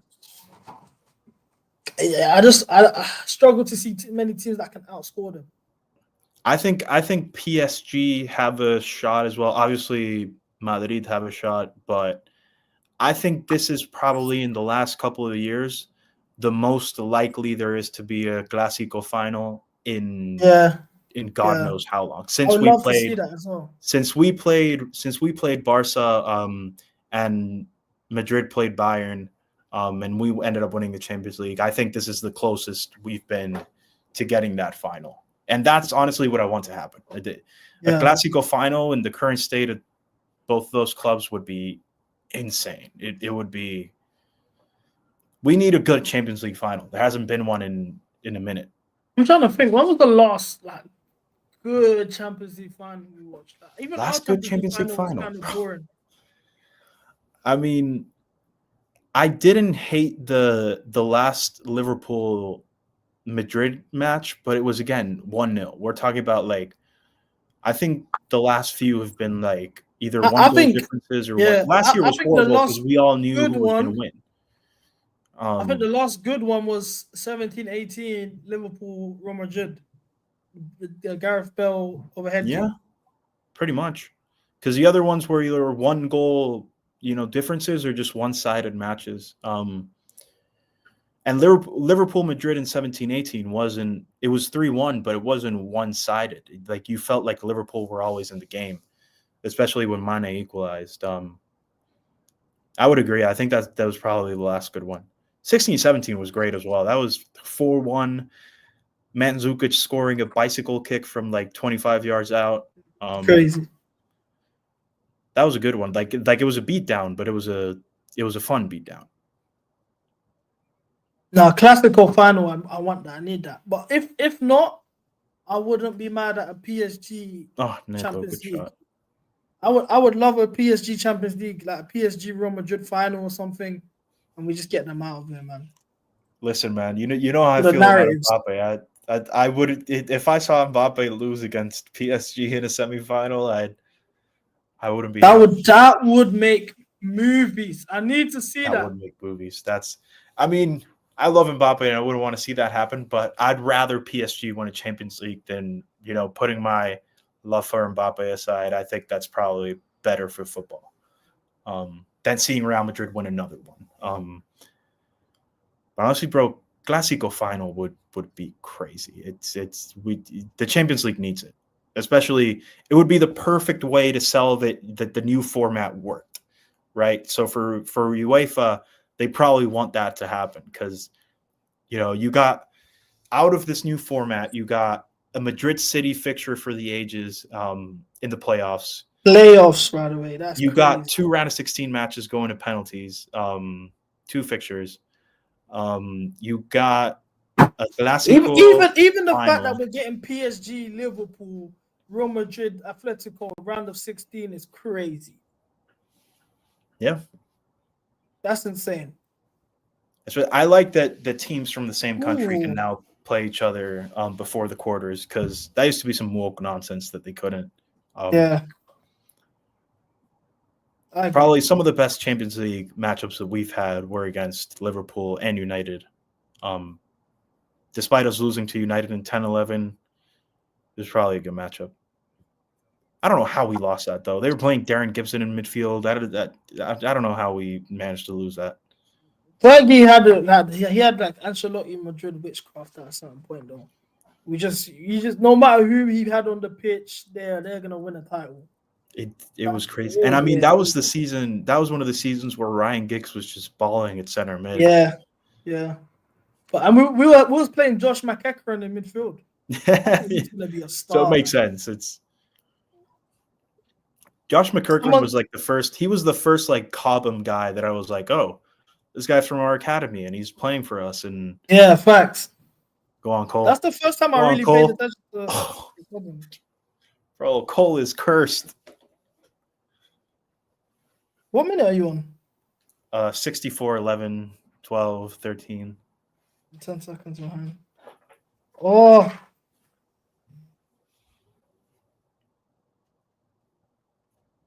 He wants to go bad.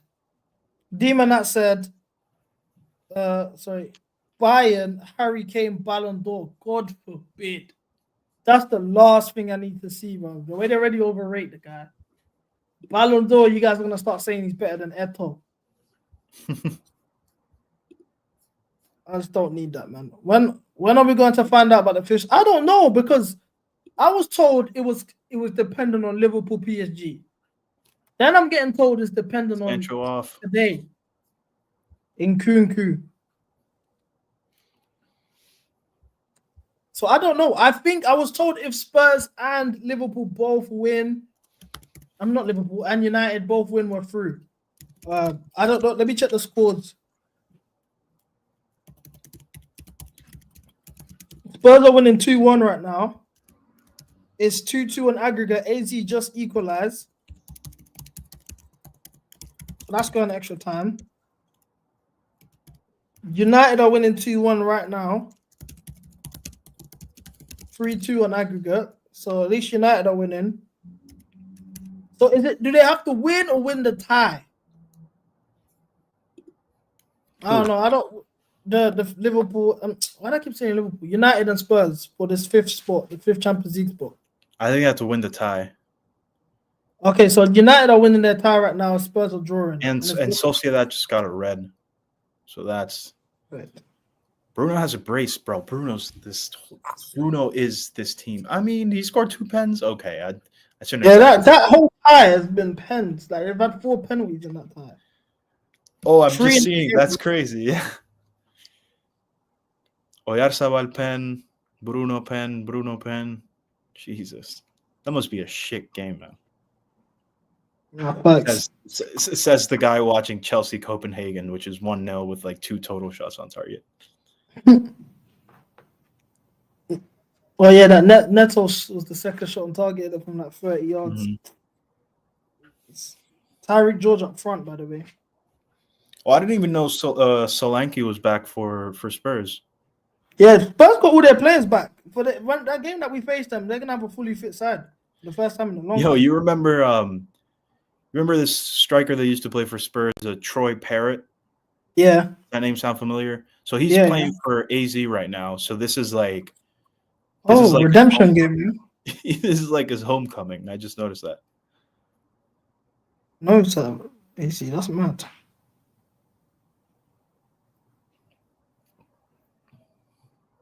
They got cute maintenance, yeah.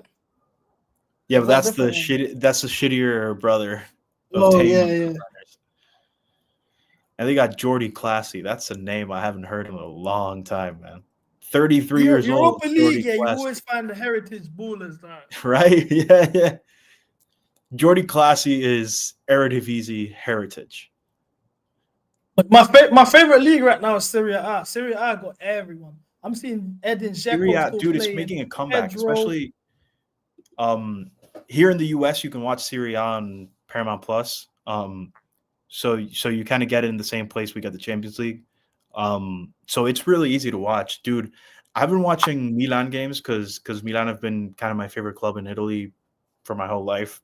They've been AC or Inter? AC.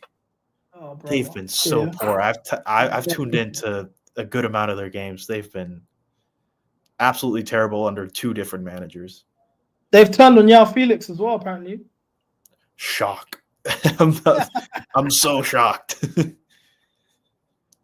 Actually, their fan base has, I could even say AC fans have less patience than Chelsea fans. Like, I'm not even joking. He was good. If he went on a bad stretch, like they were going to crash him instantly. It's always, I think I was talking about this in the chat today. Bro, João Felix is a number 10 that if he has a man through, he's not going to make the pass. He's going to do an extra dribble. That is literally like you can't win football matches with a 10, your main creative outlet being that type of player. It's just impossible. So I think it was better. I mean, he was a 100 million player as a center forward. And as he switched clubs, they kept changing his position and he kind of changed his skill set and his decision making. It's just, I think it's an agglomeration of a lot of things, but that guy's career is done. I'm hoping they sign him. But I don't know. I don't understand how Simeone put up with him for that long, especially the style of football he plays. Like it was a disaster waiting to happen. I don't even know why they tried to get him. I think it was during that time. So my question would be if Simeone even said, like, if he even had a say in the signing, because it was around that time Atletico got a lot of like Chinese investment. So they had a Chinese corporation like pump in like almost $1 billion into the club. It went into recouping some money from building the Metropolitano. It transfers. That was the summer. That was the summer they spent the most in a minute. I remember. So they were probably wanting to make like a marquee signing, and Cholo is a guy who won't necessarily make a marquee signing unless he needs to, and he didn't need to. And they just recently sold Griezmann as well. So I think it was just like a board. I think it was like a board decided transfer because it wouldn't make sense for Simeone to want him. Yeah, that's a weird one. That was a weird one. But never made sense, really. He was okay for a little bit, but I just think him going there stunted his development. I don't think that's 100%. The right environment for somebody attacking minded like that to go to. He always needed a team where he could express himself fully, and now he's at the age where that's over. And the way football is now as well, it's so system based. But why I think it's over now for him, because Serie A was in theory for Felix, it's the perfect league, yeah, the perfect league. And the fact that he's still looking leggy, he still has poor decision making. He's not putting people through. He's still dribbling into players. He's not finding space. He essentially took out creative responsibility from Leao and Pulisic. Especially Pulisic, like he was actually their outlet, which is and it's kind of like the usage thing. He's getting way less usage on his wing when Felix plays. At least a few times I've seen them together. So it's super noticeable that they just don't fit, and it's probably not going to work. He's done for him. I think his best bet is he needs to just learn some Arabic, man. That's where he's going. That's the next move. Where else can you go now? Because I thought it would be listen, good on him, man. Go get your bag. You tried. There's nothing wrong with that. You played for some big clubs. Barca, AC. Tyreek just went crazy selfish, but I guess I rate it. Let me go. Let me see.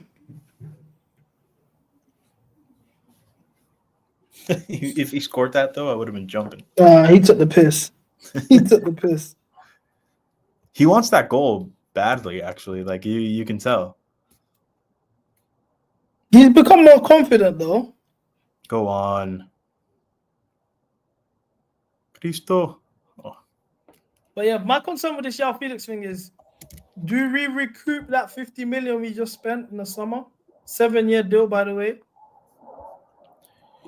You're asking if we should, or do you think we can? If we can, I think we should. I don't know if we can, man. Who's going to take him? That's my question.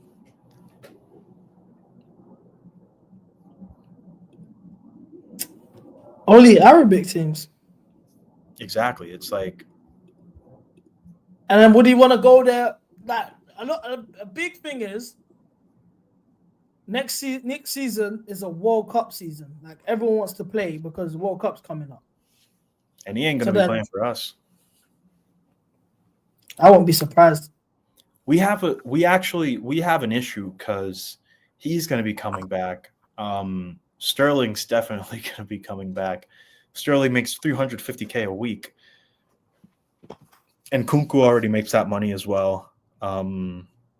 Sterling's going to be, because I think the Lukaku situation this summer, think about like Napoli were fully interested in Lukaku all window. And it took him till until August to actually sign him because of wages.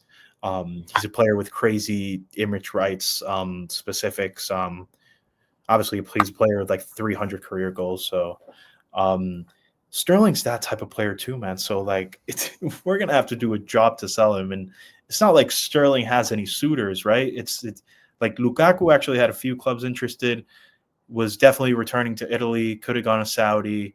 I don't know what we're gonna do with Sterling. Sterling's probably gonna be another try loan, man. The only place I see him going is the Serie A, maybe a Juve or something. They're very cheap, man. They don't like to spend. You think we just pay out the contract? No way. No way. We'll just loan him out again. Because you know what the thing is with like paying out his contract specifically? What is he? He's on 350K a week. That's more than $1 million in wages per month. He still has 2 years left in his deal. So we're talking about a payout that's probably more than 24, 25 mil. That's basically signing a player, man. Like, and you're doing that to sell one. I don't see him leaving. The bigger problem we have is, like you said, we got Sterling on our books. Spurs go, yeah. We got Sterling on our books. We got Felix on our books. Estavio and Paez coming in. Noni on the books. Neto on the books. There's too many wingers and fake 10s. Two have to go, and Kunku on the books. At least 2 or 3 have to go. I'm trying to think who actually goes and who doesn't. I don't know if Nkunku goes. I don't know who's paying those wages right now. I like Nkunku. Nkunku's. I think he's the easiest to get rid of. You think so? Out of everyone, yeah. I think Barcelona will take him. I think German league will take him. He's respected there. He could end up going to France. He's the type where he actually got a good reputation. Do you think he's cutting his wages to get that move? Because I don't think someone's going to pay him what we're paying him. He's on the same as Sterling. I think I like Nkunku. I felt bad from the start because him being injured and then Palmer doing what Palmer was doing, like he was just doomed from the start when he came back. Like, we have our number 10. It's Cole Palmer, and that's not going to change. Agreed. There's nothing you can do to that. We have a talent for killing players' confidence and getting, but he's a good player. He'll bounce back somewhere else, I think. I don't think it'll be hard for him to either. I just hope we don't sell him to a rival. That's the one thing that I don't want us to do, because clearly have a knack of selling players to rivals, and I think we've gotten lucky with that because Mason Mount's been in the disaster at United. Havertz has been probably the best of the ones we sold to rivals. What about Kovacic? Kovacic, he's had good games, especially the game against us. He was man of the match at Stamford Bridge. But Kovacic City fans don't like him, man. But I think it's a situation where they've kind of had him as the makeshift replacement for Rodri. Yeah. So he's kind of out of place there, but I don't think he's been necessarily good at City. I think he's just been kind of a rotation. He's their KDH.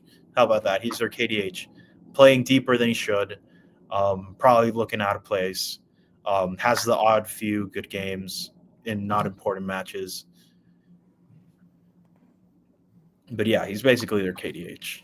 Thank God Caicedo's coming off, man. Jesus Christ. Yeah. Capitano. That's my captain, by the way. About the Reece James and Enzo stuff, that's the real captain of this team. Can you believe Reece James is the only player left from the 2021 Champions League winning squad? Crazy. But you know what's mad? If he was to ask, when we went through the Clear Lakes first season, 22-23, if you were to ask anyone, who would you want that we want to clear out, who do you want to keep? I think everyone would have said Reece James. To clear out or to keep? To keep that. If we could keep one player from that squad, it'd be him. 100%. It's crazy what he's become, man. And the fact that this manager, another thing, that he's a midfielder now. What the hell? I mean, look, if it makes him more durable, I'm all for it, especially because we need the bodies in midfield now. I wouldn't be against it, I guess, but it's also a situation where, you know, we don't really have. I mean, Gusto has upside, but Gusto is an overlapping fullback. He's never going to make it as an inverted fullback. Yeah. He's not he's not a short passer. He's not, his skill set isn't through the middle. It's clearly overlapping and making those runs down the wing.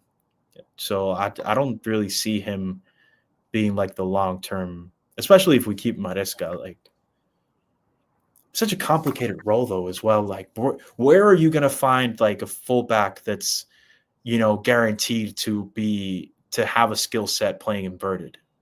They don't exist. This is my problem, because I'm worried about the summer window. I already said I don't even want any incomings if we still have Win Stanley and Lawrence Stewart making the decisions. I don't trust these guys. But if we're gonna now have Win Stanley and Lawrence Stewart build a team around Maresca's style, like you said, where are we finding these inverted fullbacks, these specialist inverted fullbacks? Yeah, where are you going to find them? I don't care. Like, I see a lot of talk about Leao. I don't think that makes sense. Leao, Maresca wouldn't want Leao. Like, he doesn't work hard off ball. I would take him over Sancho, but we need somebody that can work off the ball, and I don't see him doing that. He reminds me of Rashford a lot. Same. It's just direct 1v1. Sometimes you're good in front of goal, sometimes you're not. You don't really try when the ball's not, you're not in the game. Why do we need a player like that, man? But and what the fan base will say is the same. Like, they say, "Oh, we're done with Jorge Mendes. Why is Bali in business with Jorge Mendes?" Then all ask for Leao. Like, do you even know what you guys are saying? I don't even think so. Leao would never. I don't think Leao fits in this team. Look, if he hypothetically, in a perfect world where he decided to start tracking back and bombing the wing, then sure. But I don't think. Actually, what the fuck am I talking about? Of course, I would fucking take Leao. Have you seen our fucking wingers? I'm not gonna do that. I'm not gonna say that nonsense. Forget I said anything. I was so ready to say what's talking about? for Sancho and Neto, yeah. I know someone in the chat was already going, what the fuck is this guy talking about? You're right, man. I'm absolutely waffling. I take Leao in a heartbeat. I can't lie, Jorge Mendes owes us one for this Felix deal. He better get us Leao on the cheap. I mean, hopefully. Because the Felix deal was just a scam. It was just the biggest stage in football scamming the shit out of our ownership and our directors. That's exactly what it was. Bro, and Neto. We got Neto for 60 million, fam. That's crazy. And look, I thought it was gonna be a good signing. I couldn't be more wrong. I think he's the flop of the summer in the Premier League. Like, if I had to choose one big money flop in the Premier League, I think it's Neto. And it could be harsh, but I don't think there's been necessarily like too many huge flops in the Prem from the summer. I think would you say Xerxes up there? Xerxes probably up there. I think it's probably between him and Neto. I think a few of the United guys could get in. But again, the United situation is more down to the situation at the club, and like, I wouldn't necessarily kind of blame them individually. I think De Ligt has had good games, so I wouldn't put him there. I'm trying to think anyone. I'm struggling to think like who the Caliber injured are. Who? Caliber. Oh, he picked up a knock recently. Who's your baller? I need apologies for anyone who died. Who's your baller, Duke Dennis?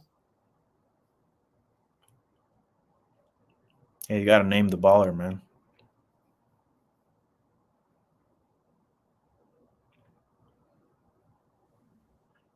Chalobah off. Looks like he's injured. Xerxes.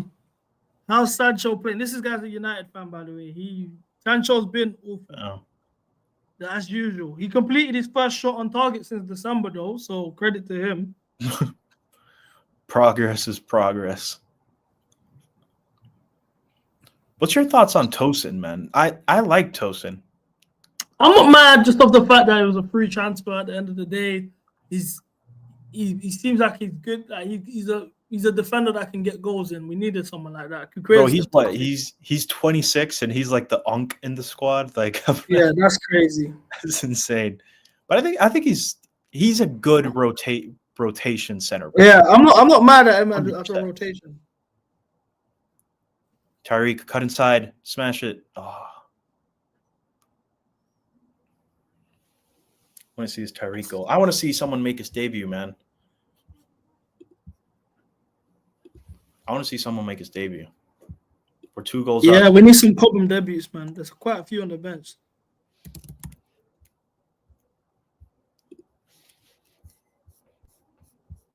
What's the name of the kid that was on the bench today? Oh, Walsh. Maybe Walsh. There's Walsh. There's Genesis Antwi. I'm looking at the bench. Yeah, Genesis Antwi. That's who I really want to see. The other day for the first time. Tabs of Genesis for like the last 2-3 years. Pause. So I actually want to see him do well. Yo, Are you watching Lakers later? Yeah. Yeah, probably. I'm not too excited about the final stretch of the season with the injuries that we have, but yeah, Luka's probably I don't know. Like 30 shots again, like he did against Brooklyn. I'm worried about that guy. To be honest. Nah, you can't be worried about Luka. He's just feeling it out. It's a little bit of a dude. He can't get separation. First step's gone. He don't get separation. He can't really attack the rim anymore with much force. It feels like his body's failed him. This is just me being honest, no bias. Like, yes, he's still quality. He's still Luka. The step back three is still deadly. But all in all, you get what I mean? I don't see. I'm a bit worried about giving him a 300 million, 250 million max. I think, considering that we have absolutely no first-round picks until the next decade, and LeBron's 40, I would give that money to him in a heartbeat. Whether he falls off, I don't care. He's probably still going to have 10 assists a game minimum. He's probably going to still be at least a 25-point-per-game scorer. I still see no other option. We traded AD. We're giving the keys to this guy for the next almost decade. Like it's yeah. I think they'll still do it, but I don't think this year, even considering how far out we're looking with Luka, I'm not too worried about if he gets the deal or not. I think he easily gets it. Bro, Palmer is jinxed. Neto, what a run! Neto, what a run! All right, let's see what the final ball's saying though. Ooh, touch. Palmer's trolling. Oh, by the way, I'm not worried about Palmer at all. I know people are starting to get worried, but every baller goes through this. He started too hot to not have like a cold streak. I'm not worried about Palmer. I just think this is the manager's system ultimately. You put him in a position where he has to overthink. Bruno scored a hat trick. Was there another penalty? Let me see. I said that Bruno. I would take Bruno over Enzo Fernandez. And Bruno would be our second best player. 100%. And our fan base told us was crashing me in the comments on Twitter. But I have a saying, like, if you're wrong, if Chelsea fans are cooking you, it means you're 100% right. Well, Bruno being better than Odegaard used to be a bad take. And I used to say that all the time, and people didn't believe me. I just think because he's ugly, it doesn't help. You know what I mean? Like, Yeah. If he was better looking, I think Here's he'd the have thing a lot. also, he plays for United. And when you're actually a good player for United, you're going to catch heat from a lot of fucking rival fans. And he started scoring like every other game. I remember in the pandemic, he was going insane. I think it's just kind of that situation where people just kind of pointed at him. Who's 64? Just came on. Oh, Genesis. Yes! Debut.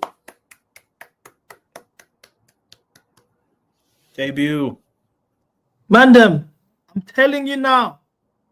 Trust me when I say this.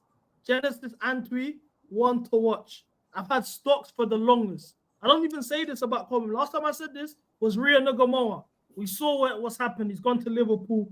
Star boy. I'm telling you guys now, buy the dip. I'm not even a Cobham Central, but buy the dip, man. Them.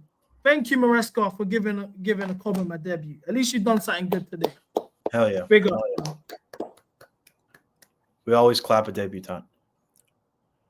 Although I got to tell you, CB, I don't know what position this Genesis guy plays. What's his position? What's his skill set? He's a midfielder, but he can also play as a fullback.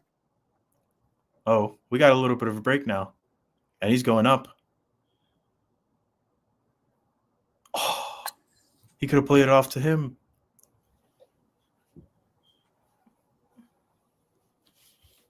Who came off for him? Tyreek George? No. No, it was Neto. Neto? Yeah. Oh, he's playing on the wing, yeah?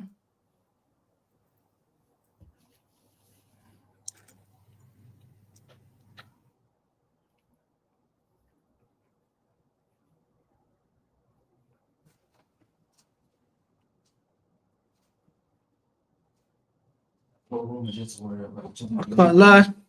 I'm gassed. And you know what? I'm happy as well because it looks like we're getting a clean sheet. Yeah, he's Ghanaian. Junior, he's Ghanaian. It looks like we're getting a clean sheet. I can't be more happier than that, man. Gotta be happy with a clean sheet. Did my man get the ball kicked in his head or something? I think he just whiffed it.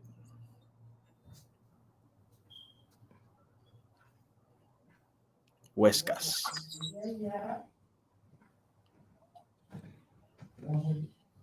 Was I talking? No, it was before you came. I was talking about the World Cup. Random. Who you got winning?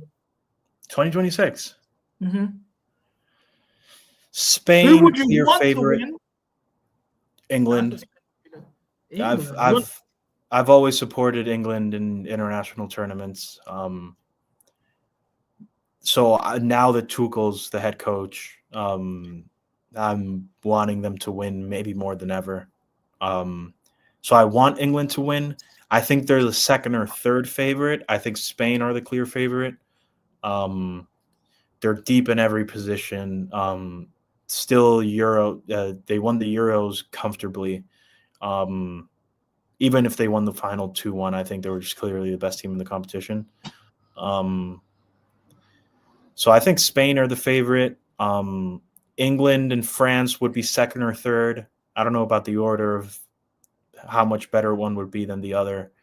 I don't think any South American team has a chance of winning it. You ain't got. I'm surprised you didn't say Brazil's name before England. Bro, Palmer is cursed. This man just did not want to play in Genesis, decided to take the shot and just put it in the goalkeeper's hands. But yeah, I don't think any of the South American teams are going to win it, man. Obviously, they'll make quarters, maybe a semifinal. I don't think they're going to win it. Brazil don't really have a set team. I'd have to see how they go from here until the tournament. Last tournament, even Copa America, they had Paqueta still playing like that central number 10 role. He's probably not going to be playing by the time the World Cup comes. Now you've got Vinny, and you got to decide who you're starting on the wing. Is it going to be Rafinha? Is it going to be Vinny? Is it going to be Rodrigo? What wing pairing are you going to use? Is Neymar going to play? is who would be their striker? Striker? Because I would Probably put Neymar false either. 9. I think Evan Nielsen has a chance. I think he Mhm. probably depends on how he improves on from this season, but I think he's been really good this season. Richarlison probably still, gets consideration. Trying to think who else, but they could probably to fit. Okay, I think this is what's going to happen. To fit in each one of their wingers, I think they try either Vinny or Rodrigo at striker. Just so they can fit. Yeah, that's what I was gonna say. I would say I'd Yeah. put either Vinny or maybe even Neymar false 9, and then Because you put got three Rafinha world in the class. 10. You've got 3 world-class wingers that you're going to have to start. So I'm just thinking that's going to be the case, actually. In Argentina, I mean, I don't think Messi's playing full-time. Next round. Let's go. I think Neymar and Messi, if they want to actually have a serious World Cup, they need to go on a European loan this January coming. Yeah, he has to. But then honestly, Brazil's defense is way better than it has been, I think, on paper a few years ago. They have probably the best version of Gabriel that we've seen. They have Murillo. They have Militao. Hopefully Marquinhos doesn't play. I hate Marquinhos. Yeah, same. But dude, like Gabriel, Militao probably are the starters right now. You've got Murillo, who's probably, just going to keep getting better. Fullbacks are still kind of iffy, but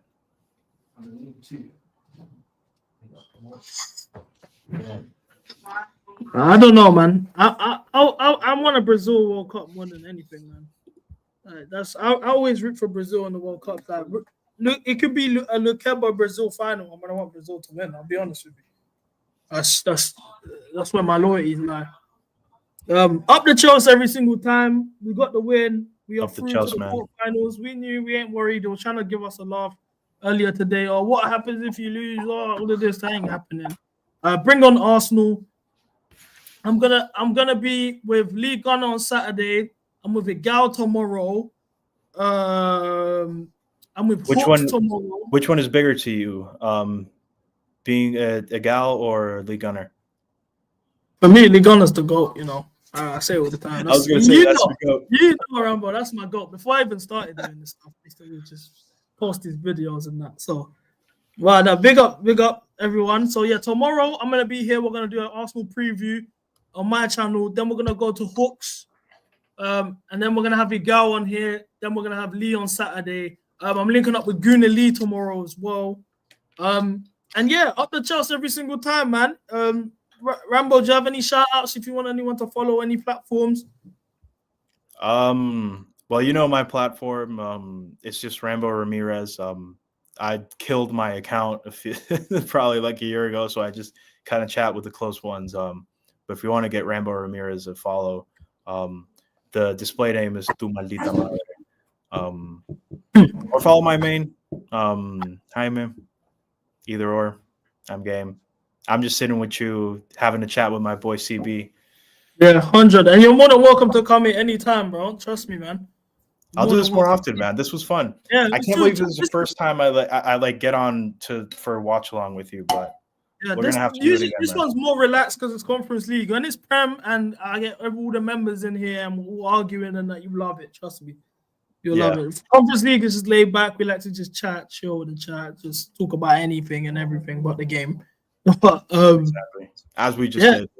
Literally. So thanks for coming on. Like I said, man, smash the like button on the way out. And I'll be back tomorrow at noon. So make sure you tune in.